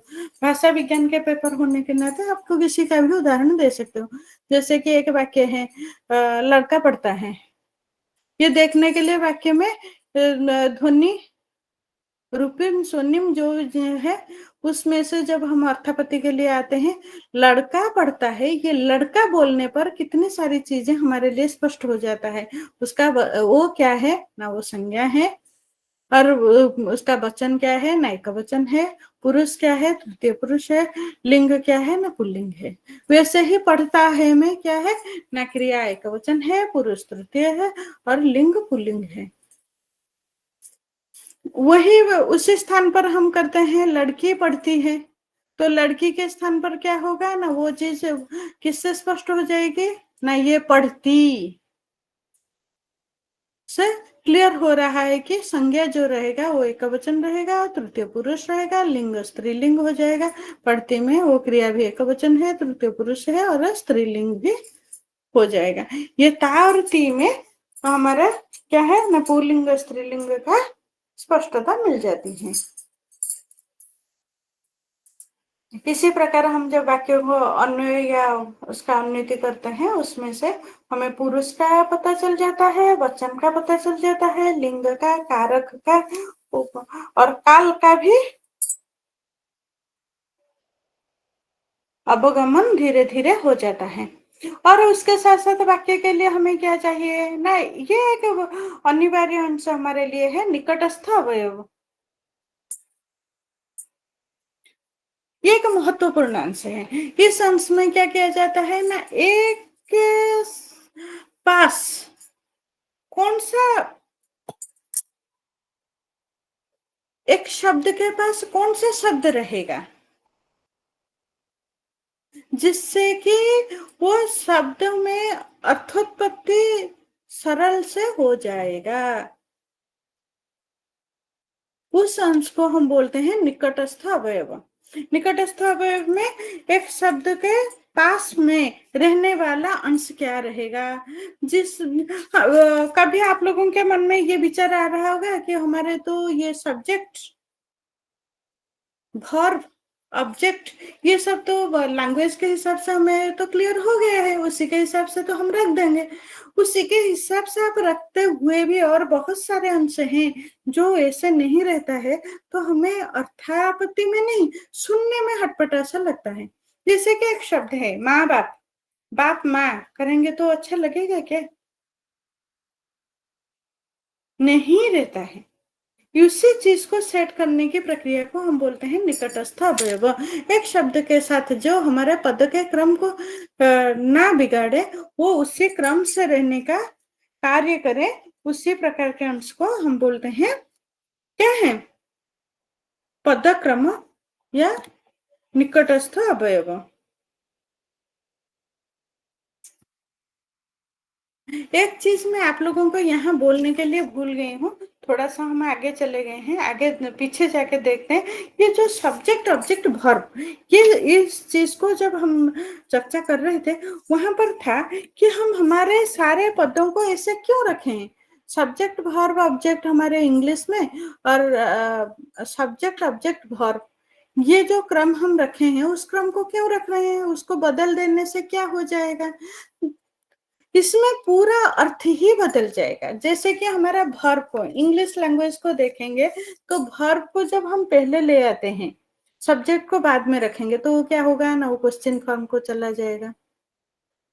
हालांकि ये प्रॉब्लम हमारे संस्कृत में थोड़ा कम है, हिंदी में भी पदों को इधर उधर हम नहीं कर सकते हैं संस्कृत का, इसीलिए संस्कृत भाषा हमेशा हमारे कारक के साथ चलने के कारण कारक में कोई परिवर्तन नहीं होता है, शब्दों में परिवर्तन करने पर भी चल जाता है। उसका उदाहरण हम दे सकते हैं, राम रावणम हंति, रावणम हंति राम, इसमें राम क्या है ना, जो हनन क्रिया है वो रावण का ही हनन हुआ है, और जो हनन किया है वो राम ही है। इसमें जहां जैसे भी शब्दों को परिवर्तन करने पर भी अर्थ में कोई परिवर्तन नहीं होता है, जबकि इंग्लिश लैंग्वेज में वो परिवर्तन हो जाता है। उस चीज को मैं आप लोगों को बताना चाहती थी। इससे आगे के लिए चलते हैं, निकटस्थ अवयव हो गया था अर्थ संगति।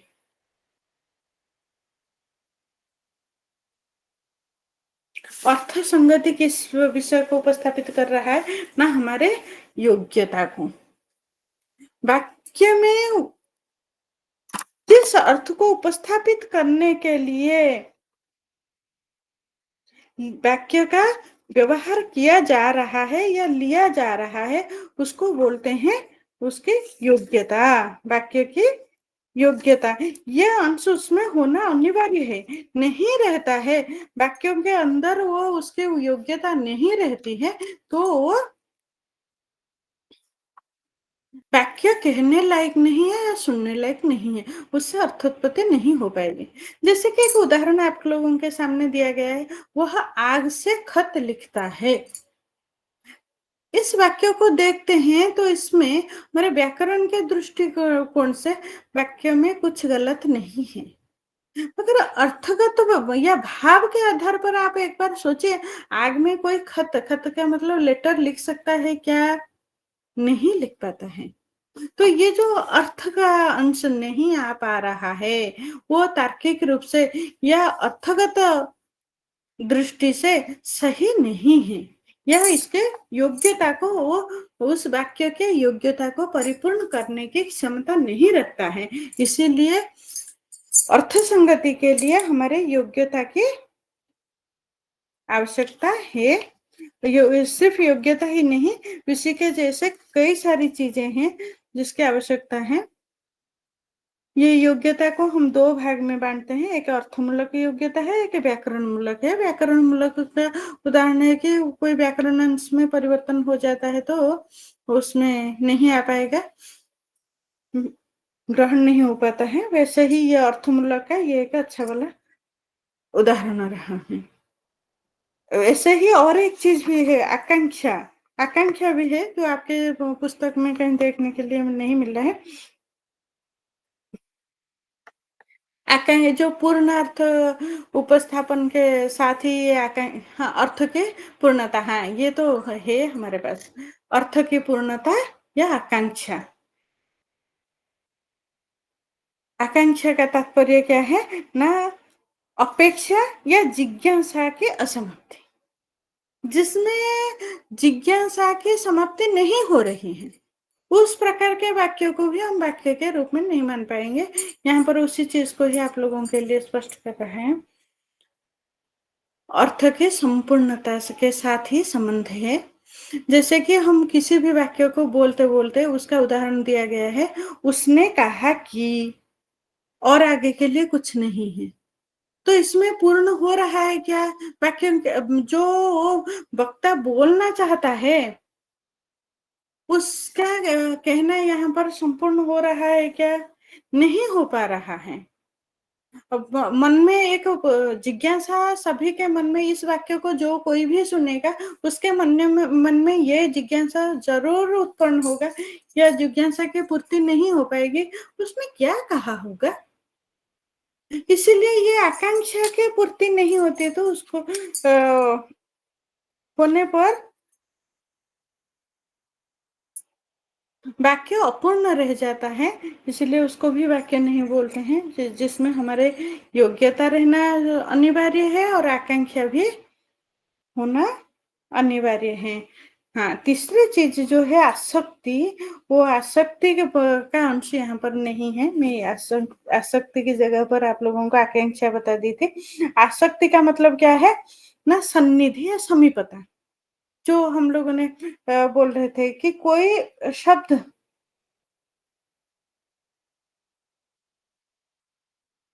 सिंपल सा एक वाक्य लीजिए कि मैं आप लोगों को बोलूं मैं खाना, फिर उसके बाद आराम से सो जाऊंगी, 1 घंटे के बाद उठ के बोलूंगी कि खाता हूं, तो इसमें से कुछ अर्थ की पूर्णता होगी क्या। ये एक ही वाक्य है। वाक्य के बीच में मैं इतने जो ज्यादा समय ले ली हूं, उस समय से उस वाक्य को उसने अपूर्ण कर दिया है। उस प्रकार के अपूर्णता को लेकर हम वाक्य नहीं बोल सकते हैं। इसीलिए कहा जाता है कि वो जो वाक्य की पूर्णता, वो समय का जो डिस्टेंस है वो भी होना बहुत जरूरी है।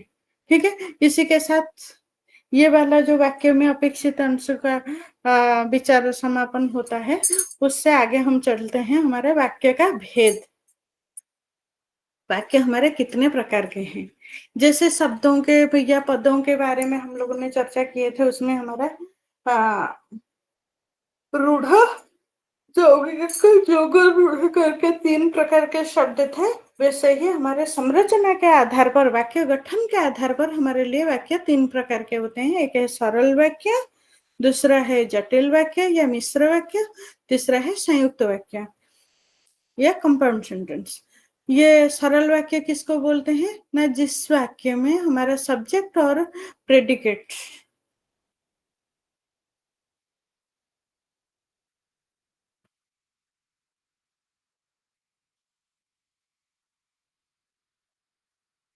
ये दोनों, एक सब्जेक्ट और एक प्रेडिकेट होना जरूरी है।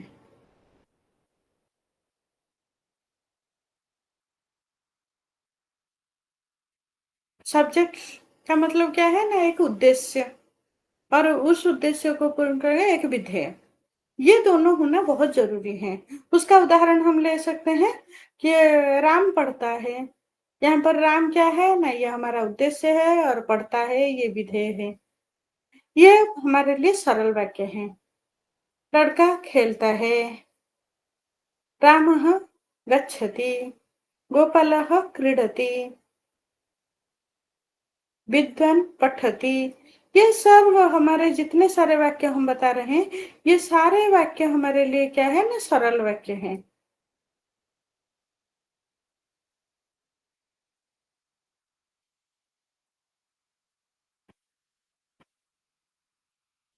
इसी के साथ हम ये भी बोल सकते हैं कि कुछ जगह में हमारे जितने सारे सब्जेक्ट हैं वो या हमारा जो कर्ता है वो कर्ता कभी कभी सर्वनाम के आधार पर रहता है, जैसे वह खेलता है, वह पढ़ता है, वह नाचते हैं, ये सारी चीजें भी व्यवहार करते हैं, उसको भी हम सरल वाक्य में ग्रहण करते हैं। दूसरा प्रकार क्या आ रहा है ना, जटिल वाक्य या मिश्र वाक्य।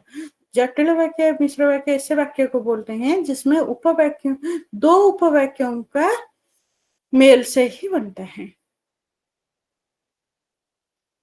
इस प्रकार के वाक्य में एक प्रधान वाक्य होता है, दूसरा आश्रित उपवाक्य होता है। ठीक है, ये इसका उदाहरण लेने के लिए, श्याम ने कहा कि आज पढ़ाई नहीं करेगा। इसमें कितने वाक्य हैं ना, दो है। श्याम ने कहा कि, श्याम ने कहा, और आज पढ़ाई नहीं करेगा। ये दो वाक्य अलग अलग हैं। ये श्याम ने कहा कि ये जो है अंश है वो आश्रित उपवाक्य है, और वह आज पढ़ाई नहीं करेगा ये प्रधान उपवाक्य है। ये दोनों वाक्य मिलके हमारे लिए क्या बनते हैं ना, जटिल वाक्य बनते हैं। जिसके पास ज्ञान है उसकी पूजा होती है। जिसके पास ज्ञान है या आश्रित उपवाक्य है, और जिसकी पूजा होती है वो प्रधान उपवाक्य है। दो उपवाक्य मिलते हुए एक जटिल वाक्य बनते हैं। इसका और एक उदाहरण भी किताबों में है। जो आदमी मुझे कल मिला था,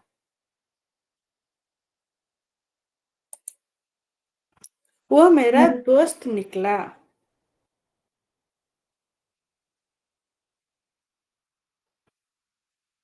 जो आदमी मुझे कल मिला था ये आश्रित उपवाक्य है, वो मेरा दोस्त निकला ये प्रधान उपवाक्य है।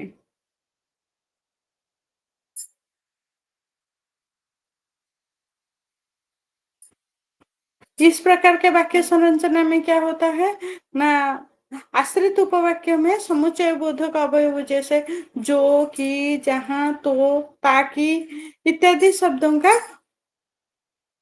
शब्दों के द्वारा ही प्रधान उपवाक्य के साथ वो जुड़ जाते हैं। नेक्स्ट आ रहे हैं संयुक्त वाक्य।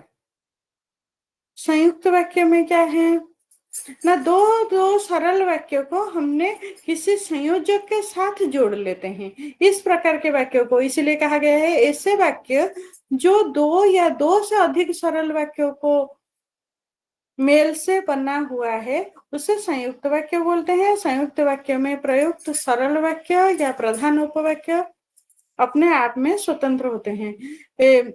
वो संयुक्त करने के लिए जो जिन सारे शब्दों का उपयोग किया जाता है वो शब्द क्या है, और, एवं, तथा, लेकिन, किंतु, परंतु, बल्कि, ये सारे शब्दों का उपयोग किया जाता है। जैसे राम आया और श्याम चला गया। राम आया एक सरल वाक्य है, और श्याम चला गया वो भी एक सरल वाक्य है। उन दोनों सरल वाक्यों को जोड़ने के लिए यहाँ पर जो शब्द का उपयोग किया गया है वो क्या है ना, वो है और। वैसे ही उससे आना था, किंतु, ये किंतु वाला जो है वो क्या है ना, ये संयोजक है। उससे आना था एक सरल वाक्य है, मैंने मना कर दिया ये क्या है ना, ये भी और एक सरल वाक्य है। मुझे मालूम है ये एक सरल वाक्य है। इसलिए ये जो इसलिए आ रहा है, ये इसलिए हमारा क्या है ना, ये हमारा संयोजक है। ये इस वाक्य दोनों वाक्यों को जोड़ रहा है। ठीक है, इसी प्रकार से जो दो सरल वाक्यों को किसी न किसी संयोजक के आधार पर जब जोड़ते हुए वाक्य निर्माण किया जाता है उसको क्या कहा जाता है ना, हमारे संयुक्त वाक्य कहा जाता है। और एक इंटरेस्टिंग से बात मैं आप लोगों को बताऊं, इनमें से आज के युग में सारे बच्चों को, स्कूल में पढ़ने वाले बच्चों को कौन सा वाक्य बनाना बहुत डिफिकल्ट है, बता सकते हो? आप देखेंगे सारे लोग संयुक्त वाक्यों को सरल रूप से बना सकते हैं, या यौगिक वाक्य को भी वो, या यौगिक वाक्यों को भी आप आराम से व्यवहार कर सकते हैं अपने वाक्यों में, मगर सरल सरल वाक्यों को उपस्थापन करना कठिन है। नहीं तो शब्दों को, एक वाक्य को दूसरे वाक्य के साथ जुड़ते हुए लंबा बोलते रहेंगे, किंतु परंतु को लगाते हुए। नहीं तो बिना किंतु परंतु ये सारे शब्दों को छोड़ के वो वाक्य नहीं बना पा रहे हैं। अभी वाक्य के और एक प्रकार पढ़ने के लिए जा रहे हैं। अर्थ के आधार पर हमारे वाक्य कितने प्रकार के होते हैं? अर्थ के आधार पर वाक्य 8 प्रकार के होते हैं। क्या है? सकारात्मक वाक्य, नकारात्मक वाक्य और प्रश्नवाचक वाक्य, आज्ञावाचक वाक्य, इच्छावाचक वाक्य, संदेहवाचक, संकेतवाचक, विस्मयादि बोधक। सकारात्मक वाक्य जो हमारे वाक्य पॉजिटिव होते हैं, जैसे कि लड़का पढ़ता है, रामः गच्छति, बालकः पठति, गोपालः क्रीडति, लता नृत्यति। ये जितने सारे वाक्य हैं, रामः ग्रामं गच्छति, ये सकारात्मक वाक्य है। नकारात्मक ये जो वाक्य है ना, जो हमें अर्थ को सकारात्मक दिशा में उपस्थापित कर रहा है, उसको बोलते हैं सकारात्मक वाक्य। आगे नकारात्मक वाक्य क्या है ना, जो नेगेटिव सेंटेंस, जो नो, नहीं, मत करो, ये सारी चीजें, नास्ती, ये सारी चीजों को उपस्थापित कर रहा है। No, don't.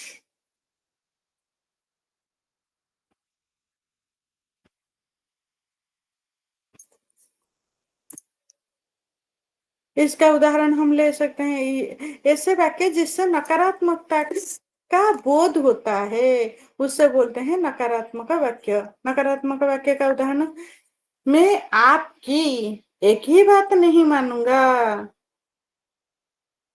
वह कभी न सुनेगा, ऐसा मत करो, वहां मत जाओ, नहीं मुझे जाना है। ये जो नहीं ना, मत करो, ये सब हमारा नकारात्मक वाक्य है। और प्रश्नवाचक जो प्रश्न का उपस्थापित करता है, जिसके लिए हम बोल सकते हैं कह, किम, किमर्थम, कुत्र, केन प्रकारेण। ये जितने सारे क का उपयोग किया जाता है, क्या हुआ, कैसे हुआ, किस लिए हुआ, क्यों हुआ, किसके लिए हुआ, ये जितने सारे क का उपयोग हम हमारे हिंदी या संस्कृत में कर रहे हैं, उस प्रकार के शब्दों को उपयोग करते हुए जिन वाक्यों को हम निर्माण करते हैं। आपके लिए तो उदाहरण यहाँ पर दे रखा है, क्या, कब, कहाँ, क्यों, कैसे, किधर, ये सारे शब्दों को जो यूज करता है। ठीक है ना? क्या आप ठीक है? क्या आपकी मदद कर सकता हूँ? आपको किसने भेजा है? आप किधर जाएंगे? आप क्यों जाएंगे? आप कहाँ जाएंगे? आप किस लिए जाएंगे? वो सारे हमारे प्रश्नवाचक हैं। नेक्स्ट आज्ञावाचक हैं। ये आज्ञावाचक शब्द किसको ना, आज्ञा, निर्देश, अनुरोध आदि भावों को प्रकटित करने वाले वाक्यों को बोलते हैं आज्ञावाचक। इसमें क्या है, तुम यहीं रहो, ये क्या हो रहा है ना, किसी को हमने आज्ञा दे रहे हैं। और कृपया चलने की कृपा करें, ये अनुरोध वाला है, आपको यह काम कल शाम तक अवश्य खत्म करना पड़ेगा, ये क्या है ना, ये ऑर्डर है, यह निर्देशात्मक वाक्य है। इच्छावाचक वाक्य क्या है, जो हम इच्छा करते हैं, जैसे कि हम किसी को आशीर्वाद देते हैं, या शुभकामना देते हैं, या कोई कामना करते हैं, उस उन सारे वाक्यों को बोलते हैं इच्छावाचक। उसका उदाहरण है, भगवान आपको लंबी उम्र दें, ये शुभ कामना दे रहे हैं, सदा प्रसन्न रहो, काश मेरे पास एक बंगला होता, ये इच्छा प्रकट कर रहा है। संदेहवाचक, संदेहवाचक में क्या है ना, संभावना, संदेह, इन सारे अर्थों को, भावों को प्रकटित करने वाला। अब तक वो आ चुका होगा, आज लाइट जा सकती है, शायद वह आज चला जाएगा, तुम कैसे कर पाओगे इस काम को, ये सारी चीजें हैं। नेक्स्ट है संकेतवाचक। जिन वाक्यों से शर्त और अभिव्यक्ति होती है उसको संकेतवाचक वाक्य बोलते हैं। जैसे कि अगर तुम मेहनत करोगे तो अवश्य सफल होंगे, आज बारिश होगी तो गर्मी कम हो जाएगी, अगर वह जाएगा तो मैं नहीं आ पाऊंगी, अगर दोस्त आएगा तो मैं नहीं जा पाऊंगी। ये दिस टाइप ऑफ सेंटेंस है संकेतवाचक वाक्य। फिर क्या है विस्मयादिबोधकम। अरे तुम आ गए, ये क्या है ना, आश्चर्य हो के कई सारे भावों को यहाँ पर प्रकटित किया जाता है, जैसे कि आश्चर्य है, प्रेम है, घृणा है, शोक है, हर्ष, उल्लास, जोश, दुख, इन सारे अंशों को। छी, कितना गंदा है। ये जो वाक्य को उपस्थापित करते हुए हम हमारे अंदर विद्यमान घृणा भाव को प्रकटित करते हैं, उसको विस्मय बोधक वाक्य बोलते हैं। भगवान उनकी आत्मा को शांति दे। ये दुख भरी वो अपने दुख को प्रकटित करने के लिए।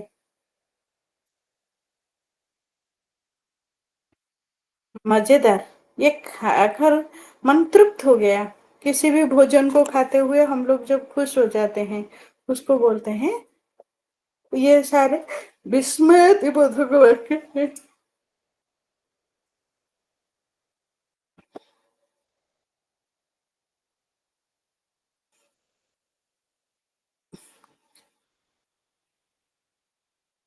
इसमें नेक्स्ट और एक टॉपिक आ रहा है, क्या है, वाक्य विन्यास और वाक्य के विभिन्न घटक। वाक्य में क्या क्या तत्व हैं और उसको हम कैसे वाक्यों को निर्माण करेंगे या वाक्यों को बनाएंगे, उन सारी चीजों को देखने के लिए हमारे लिए एक अंश है उद्देश्य और विधेय है। उद्देश्य जैसे राम पढ़ता है, मैं राम हमारा उद्देश्य है, पढ़ता है विधेय है। ऐसे उदाहरण, कई सारे उदाहरण हमारे सामने प्रस्तुत हैं। और एक चीज को भी वहां पर फॉलो किया जाता है। ये विषय को हम लोगों ने चर्चा कर चुके हैं, आप थोड़ा पढ़िएगा, जो समझ में नहीं आएगा तो फिर बताना। कर्ता कर्म क्रिया, इसका जो क्रम कैसे रखना है, इसका उदाहरण मैं आप लोगों को दी थी। जैसे कहीं पर एक भी शब्द इधर उधर बदल जाता है तो अर्थ में परिवर्तन आ जाता है। कर्ता कर्ता किसको बोलते हैं, जिसके बारे में हम कुछ कहते हैं उसको पहले रखते हैं, या जो क्रिया करता है उसको हम कर्ता बोलते हैं। और साथ साथ कर्म क्या है, वो जो काम को कर रहा है, कर्ता जिस काम को कर रहा है,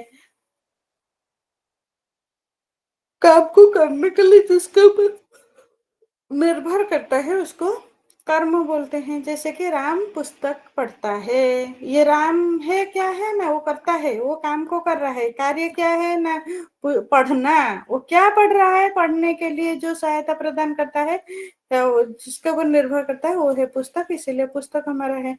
नेक्स्ट है, ये जो तीन चीज हम बोल रहे हैं, कर्ता कर्म क्रिया, ये वाक्य का मुख्य है। संस्कृत व्याकरण में देखेंगे तो हमारे लिए क्रिया हमेशा प्रधान होता ही है।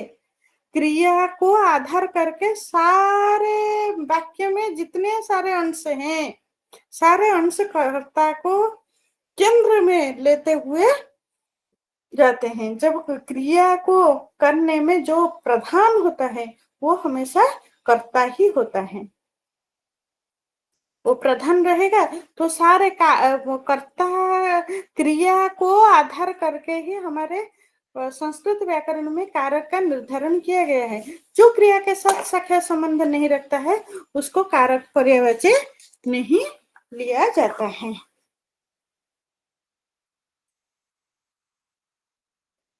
और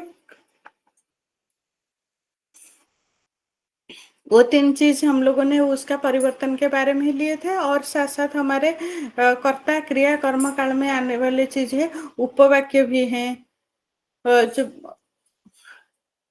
आश्रित वाक्य, मुख्य उपवाक्य, तो उसको मिलाते हुए जो वाक्यों में हम लोगों ने सरल वाक्य संयुक्त वाक्य में चर्चा किए थे। नेक्स्ट और एक चीज आ रहा है, वो क्या है, फेज आ रहा है। फेज किस किस को अंश को मिलाते हुए, किन सारे शब्दों को मिलाते हुए हम फेज बनाएंगे, उसी के बारे में यहाँ पर दिया गया है। जो संज्ञा के साथ संबंधित जितने सारे अंश है वो संज्ञा फेज में ही या सब्जेक्ट फेज में ही आ जाएंगे। नेक्स्ट है सर्वनाम के वैसे ही पदबंध में आ जाएंगे। नेक्स्ट क्रिया के पदबंध में भी आ जाएंगे, जो जिसके साथ संबंध ले रहा है।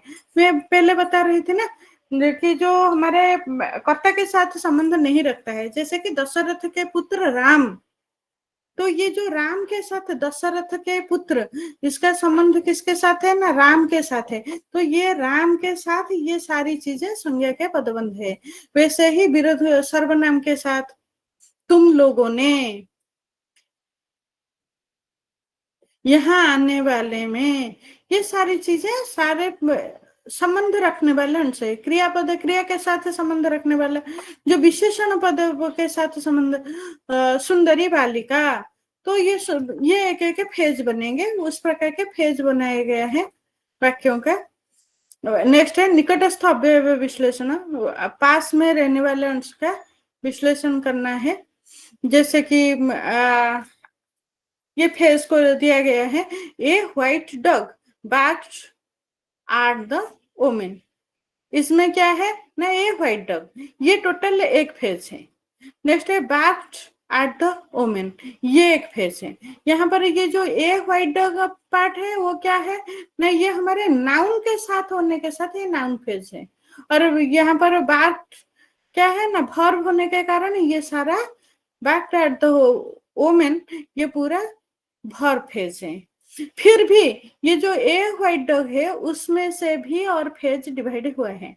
जैसे कि ए व्हाइट डॉग कंप्लीट हमारा एनपी है, और व्हाइट डॉग ये क्या है ना, एडजेक्टिव फेज है। डॉग का एडजेक्टिव हमारा व्हाइट होने के कारण एडजेक्टिव फेज है। वैसे वैसे करके पूरे स्टेप टू स्टेप ये सारे पदबंध को एनालिसिस किया है। आप लोग पढ़ोगे तो सबके समझ में आ जाएगा। और ये हमारे क्या है, सेंटेंस का डायग्राम भी बनाया है।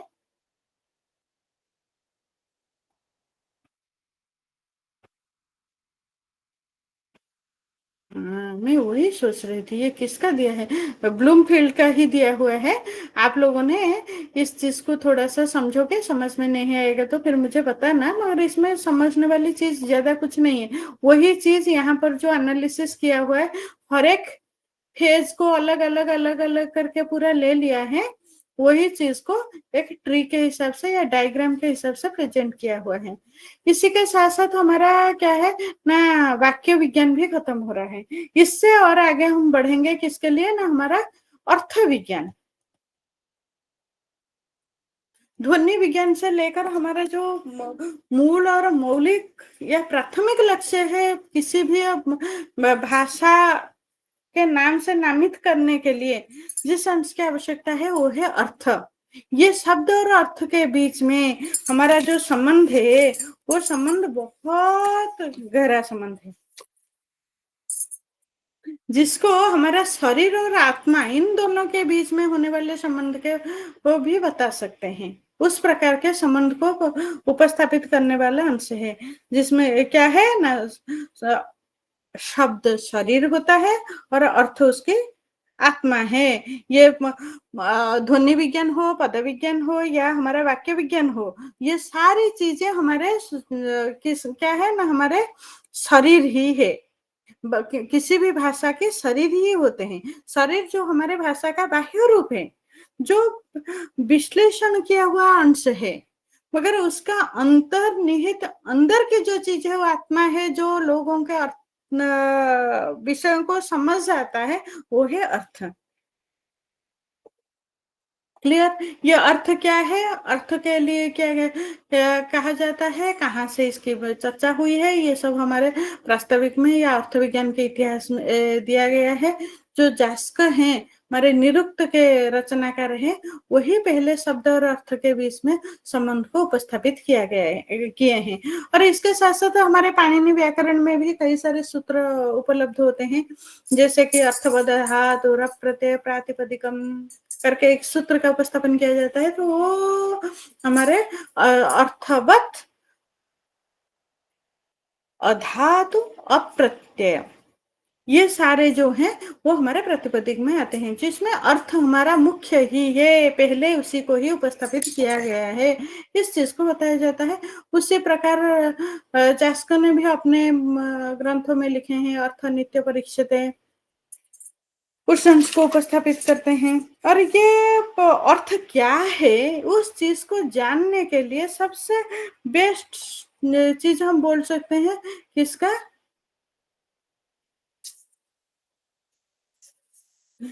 अर्थ के लक्षण के बारे में,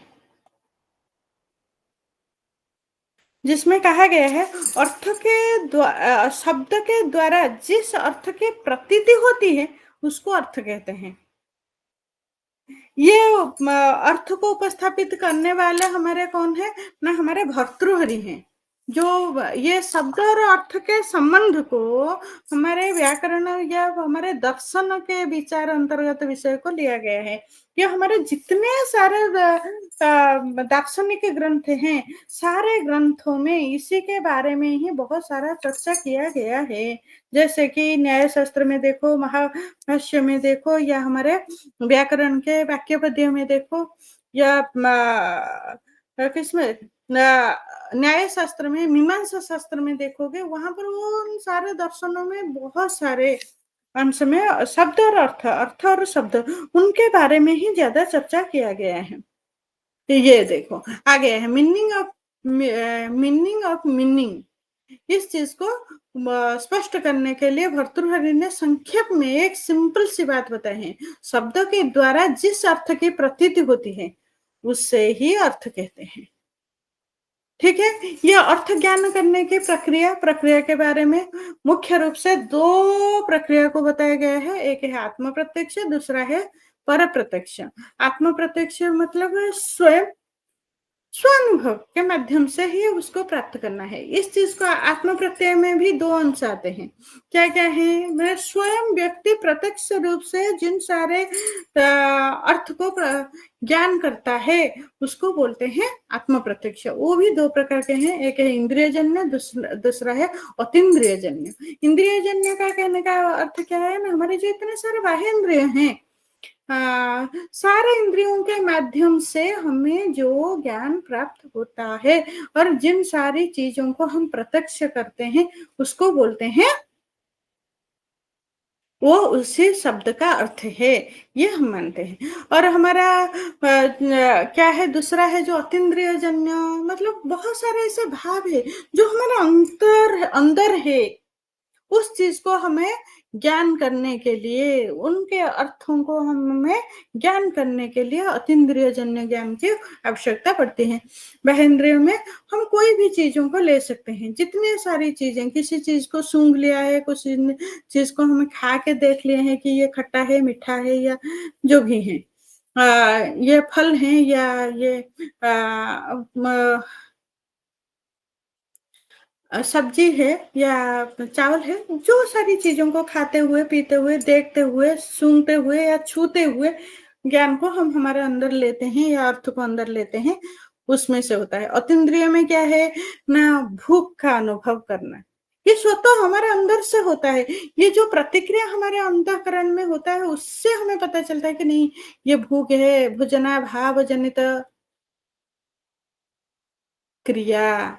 इस चीज को समझने के लिए हम जिस प्रकार ज्ञान को प्राप्त करते हैं या अर्थ को अवगमन करते हैं कि भूख का मतलब क्या है ना, भोजन का अभाव होना और पेट में ये सारा चेंजेस होना, शरीर में ये चेंजेस होना, चिड़चिड़ापन आना, जो भी हुए, वो सारी चीजों को हम जिसके माध्यम से लेते हैं उसको अतीन्द्रिय जन्य ज्ञान बोलते हैं, उसमें से हमें अर्थोत्पत्ति होती है। नेक्स्ट दूसरा प्रकार क्या है, पर प्रत्यक्ष। पर प्रत्यक्ष मतलब जो हमने नहीं देखा है मगर किसी ने देखा है। जैसे हम वेद को विश्वास करते हैं, वेद में क्या है ना, वो किसी ने मंत्र दृष्टा रहो मंत्रम दृष्टवंत, तो हमने देखा है क्या? नहीं, हम उन सारे मंत्रों को देख नहीं पाए हैं, मगर किसी ने देखा है। उसने अपने शिष्यों को बताया, उनके शिष्यों ने अपने शिष्यों को से बताते बताते बताते बताते हम तक पहुंचा है कि नहीं नहीं, ये जल ऐसा तत्व है, भगवान ऐसे तत्व हैं, और साकार ब्रह्म इस प्रकार के हैं, और ये सारी चीजें, नदी देखने के लिए इस प्रकार की है, तीर्थ स्थान इस प्रकार के हैं, यहाँ से घर इतना दूर है, ये दूर की सारी चीजों का ज्ञान जो हम लोगों को होता है, वही उदाहरण यहाँ पर दिया है। वेद, शास्त्र, स्मृति, पाप पुण्य, स्वर्ग नरक, मोक्ष, ईश्वर, जीव, आत्मा, परमात्मा, ये सारे ज्ञान किसी ने अनुभव किया है क्या? हम लोग नहीं किए हैं। सोचिए, मोक्ष प्राप्ति हमें हो जाएगी, तो फिर हम रहेंगे क्या अपने अनुभव को लेने के लिए? मगर मुख्य है, हम बोलते हैं ना, ये काम मत करो, पाप लगेगी। किसी ने किया है, आपने किए हो, करके पाप आपको लगा है? नहीं है, फिर भी हम बोलते हैं, क्यों? क्योंकि ये पर प्रत्यक्ष है, किसी ने इस चीज को अनुभव किया है, वो आगे के लिए बढ़ाता आ रहा है, उसमें से हमें अर्थ के ज्ञानी होते हैं। तो ये अर्थ ज्ञान का विषय सब क्या क्या है, उसके बारे में बताया गया है।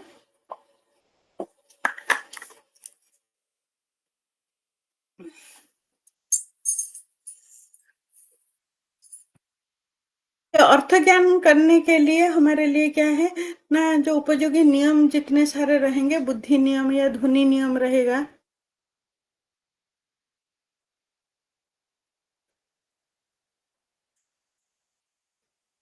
इसको आप लोग पढ़ने से आपके समझ में आ जाएगा।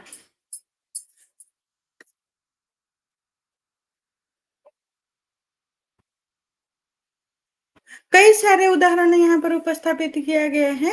जैसे कि कोई शब्द है, जैसे वो प्रचलित होते आ रही है, आते आते फिर उसने अपना रूप को बदल लिया है, वो बदलता हुआ रूप आज के डेट में भी चल रहा है, मगर वो शब्द चल रहा है, उसी शब्द से उस अर्थ को हम लेते हैं, उसी प्रकार के अंश को हमने यहाँ पर कई सारे उदाहरण बौद्धिक नियम के हिसाब से लिया गया है। बौद्धिक नियम और अर्थ विचार, उसका उदाहरण दिया गया है, जैसे लघिष्ठ, गरिष्ठ, लघिष्ठ, महिष्ठ, वरिष्ठ, श्रेष्ठ, ये सारे शब्दों को हम जानते हैं कि ये श्रेष्ठता के लिए ही यूज किया जाता है, या इसी का और भी कई सारे शब्द है, गरियस, लगियस, द्रव्यस, ये सारे शब्दों को व्यवहार करते हैं, मगर आज के डेट में लोग इसी को व्यवहार करते हैं क्या? हम कैसे व्यवहार करते हैं, थोड़ा व्यवहार शैली के ऊपर डिस्कशन करें। ये ना सबसे श्रेष्ठ है, अरे श्रेष्ठ मतलब तो the best, the top most, फिर सबसे श्रेष्ठ बोलने का क्या अर्थ है? फिर भी तो सबसे श्रेष्ठ बोलते ही हमारे समझ में क्या आ जाता है ना, ये जो श्रेष्ठ से भी श्रेष्ठ है, या दो श्रेष्ठ है, उन दोनों के बीच में कंपैरिजन करते हुए एक श्रेष्ठ को मान रहे हैं। ये जो चीज है, ये क्या है ना, ये हम हमारे बुद्धि के हिसाब से हम उसको कंपैरिजन करते हुए ले रहे हैं, और उस शब्दों से उस अर्थ को हम प्राप्त कर लेते हैं, जबकि हमारे ये श्रेष्ठ शब्द के साथ सबसे श्रेष्ठ प्रयोग करने की कोई आवश्यकता नहीं है, केवल श्रेष्ठ बोलेंगे तो उससे ही अर्थ प्राप्ति हो जाएगी। तो ये जिस प्रकार के अर्थ को लिया जाता है, आप लोग थोड़ा सा पढ़ो, पढ़ने से वो आपका क्लियर होगा। कई सारे उदाहरण दिया गया है, इसमें से बहुत सारे उदाहरण होगा आप लोगों के लिए, जो हिंदी से ही उदाहरण लिए गए हैं, उसको भी आप दे सकते हो। दूसरा एक बहुत बढ़िया इंटरेस्टिंग सा टॉपिक आप लोगों के लिए आ रहा है, क्या है? भेदीकरण। ये क्या है? जिस शब्द को जिस अर्थ में उपयोग में लिया जाता था, वो उसका अर्थ को एकदम से बदल के उस अर्थ को उपस्थापित कर रहा है, या दोनों शब्दों में डिफरेंस बहुत सारा है, बहुत सारे डिफरेंट डिफरेंट शब्द को हम एक पर्याय में बता देते हैं, उस प्रकार के अंश को बोलते हैं भेदीकरण। भेदीकरण बोलने का अर्थ क्या है ना, शब्दों के बीच में अर्थगत भिन्नता होते हुए भी हम उसको जब व्यवहार में लेते हैं। उदाहरण क्या रहेगा ना, डॉक्टर है, वैद्य है, हाकिम है और कबीराज है, ये जो शब्दों को हम व्यवहार करते हैं, मैं जिन चारों शब्दों को उच्चारण की हूँ, वो चार शब्द आपके लिए क्या है ना, इक्वल अर्थ, समान अर्थवाचक है। एक्चुअली में समान अर्थवाचक है क्या? नहीं, इसमें सिर्फ एक ही चीज का खेल है, क्या है ना, भाषाओं की भिन्नता है। भाषाओं की भिन्नता के आधार पर सारे शब्दों के, भाषा के आधार पर हम देखेंगे तो हर एक शब्द में अंतर है। डॉक्टर हम किसको बोलते हैं ना, जो एलोपैथिक मेडिसिन दे रहा है उसको हम डॉक्टर बोलते हैं। जिसको, और जो हमें क्या करता है ना, प्राकृतिक चिकित्सा पद्धति से रोगों का उपशमन की प्रणाली बताती है, उसको हम चिकित्सक बोलते हैं। जो हमें आयुर्वेद के माध्यम से ट्रीटमेंट करते हैं उसको वैद्य बोलते हैं। जब उसी वैद्य को जब वो बंगाली लैंग्वेज में बोलते हैं वो कविराज बोलते हैं, या उड़िया लैंग्वेज में लेते हैं तो कविराज बोलते हैं। हकीम किसको बोलते हैं ना, जो हमारे ये क्या है, यूनानी मतलब मुस्लिम कबीराज जो है, जो उनके जड़ी बूटी के आधार पर ट्रीटमेंट देता है उसको हम हकीम बोलते हैं। सारे शब्दों को हम जब यूज करते हैं उस समय पर क्या करते हैं ना, सभी को एक साथ देते हैं, उनके वो भेद को, जो उनके सूक्ष्म भेद है, शब्दों के बीच में जितनी सारे सूक्ष्म भेद है, उन सूक्ष्म भेदों को छुपाते हुए ऊपर वाला एक अच्छा वाला शब्द बना लेते हैं, सभी पर्यायवाची शब्द के आधार पर लेते हैं, उसको बोलते हैं भेदीकरण। इसका उदाहरण है बढ़िया उदाहरण है, स्कूल है, पाठशाला है, विद्यापीठ है, विद्यालय है, या शिशु मंदिर है, सरस्वती भवन है, विद्या भवन है। वो सारे शब्द क्या समानार्थवाचक होते हैं? नहीं होते हैं, फिर भी इसको हम लोगों ने उपयोग में ले लेते हैं। उसी प्रकार के इसका बहुत सारा उदाहरण दिए हैं आप लोग। भेदीकरण का भी कई सारे भेद के बारे में यहाँ पर बताया गया है, उसको देख सकते हो। उद्योतन,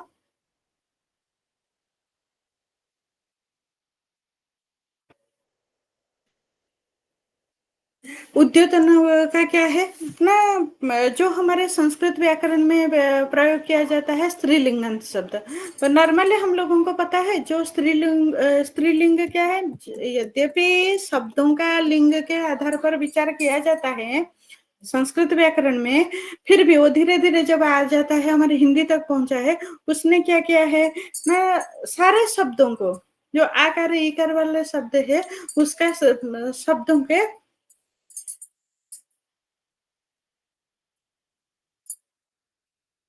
पुल्लिंगवाचक शब्द बना देते हैं, जबकि ऐसे मूल में कोई शब्द नहीं होता है। मटकी मटका, घंटी घंटा, मोसे मोसा, धोती धोता, ये इस टाइप का जो चेंज करते हैं उस प्रकार के अंश को बोलते हैं।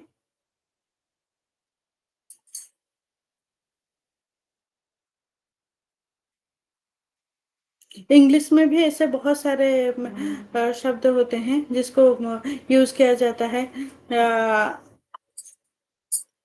और संस्कृत का उदाहरण यहाँ पर भी दिया है, पर के ऊपर जब आते लगा ले, पर से आते के पीछे पर लगा दिए तो उसको प्रत्यय बना दिए। पश्चात जैसे बना है, पश्चात शब्द से पाश्चात्य बना लिए हैं।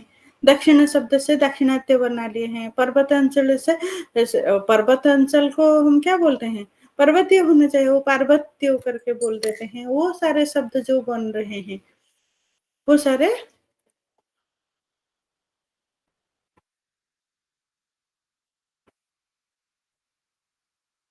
द्योतन का उदाहरण है। वैसे ही हमारे क्या है, विभक्तियों का भग्नावेश का नियम है।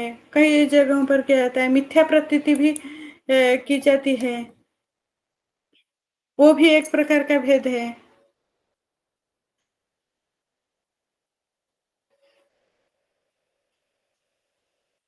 मिथ्या प्रतीति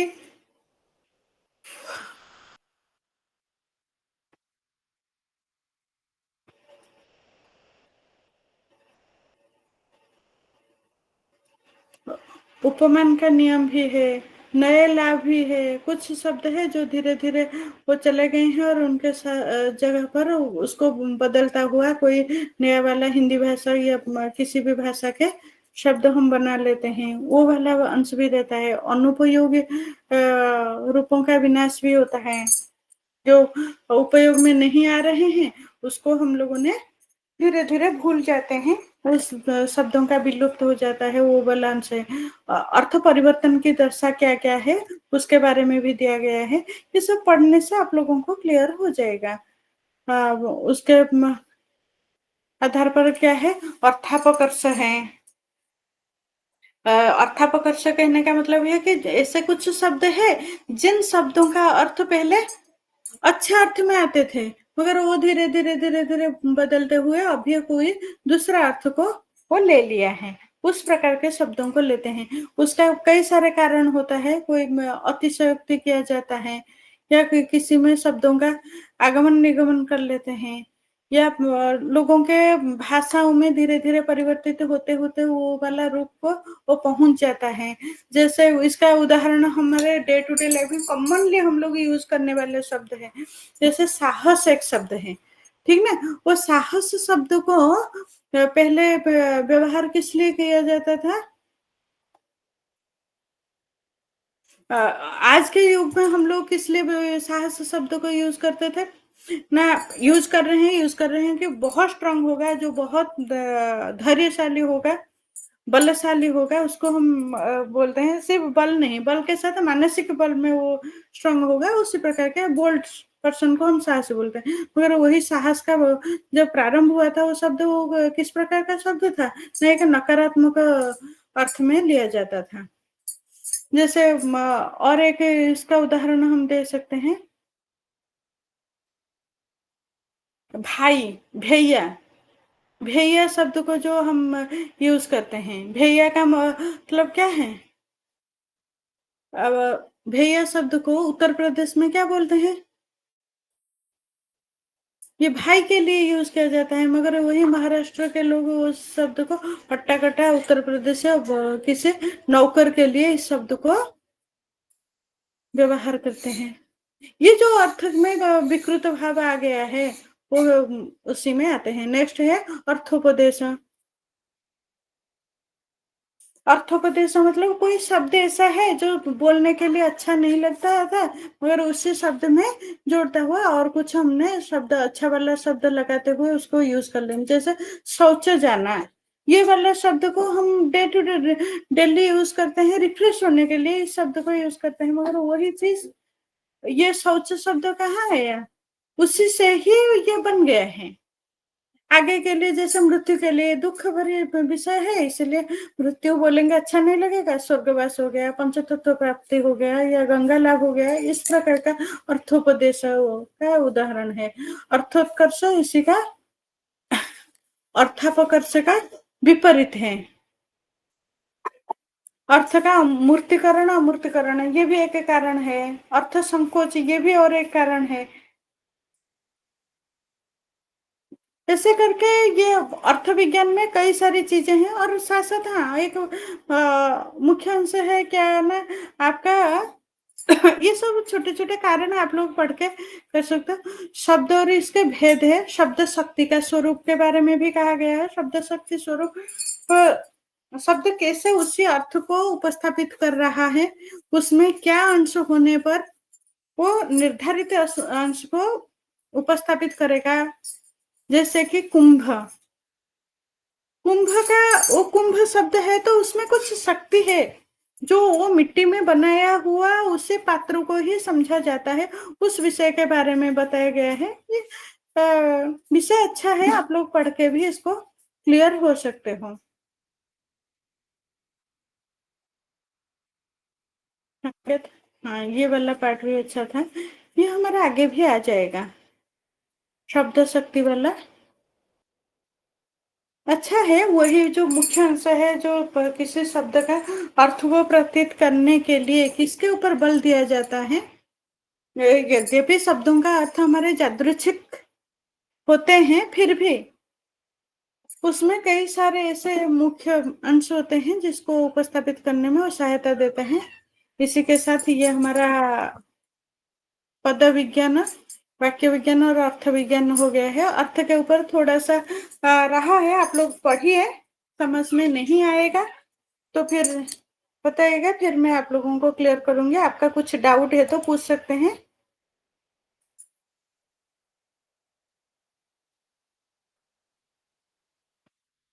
पूछिए, नहीं तो क्लास को यहीं पर समाप्त करेंगे। Any doubt?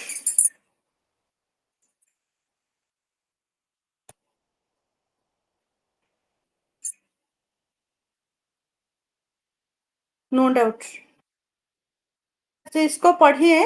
पढ़ने के बाद मेनली वो शब्द शक्ति को भी थोड़ा सा देख कर कल को आइए। आज डाउट समझ में नहीं आ रहा है तो डाउट आप कल भी पूछ सकते हो। तो फिर यहीं पर हमारे कक्षा को समाप्त करते हैं। Thank you all of you.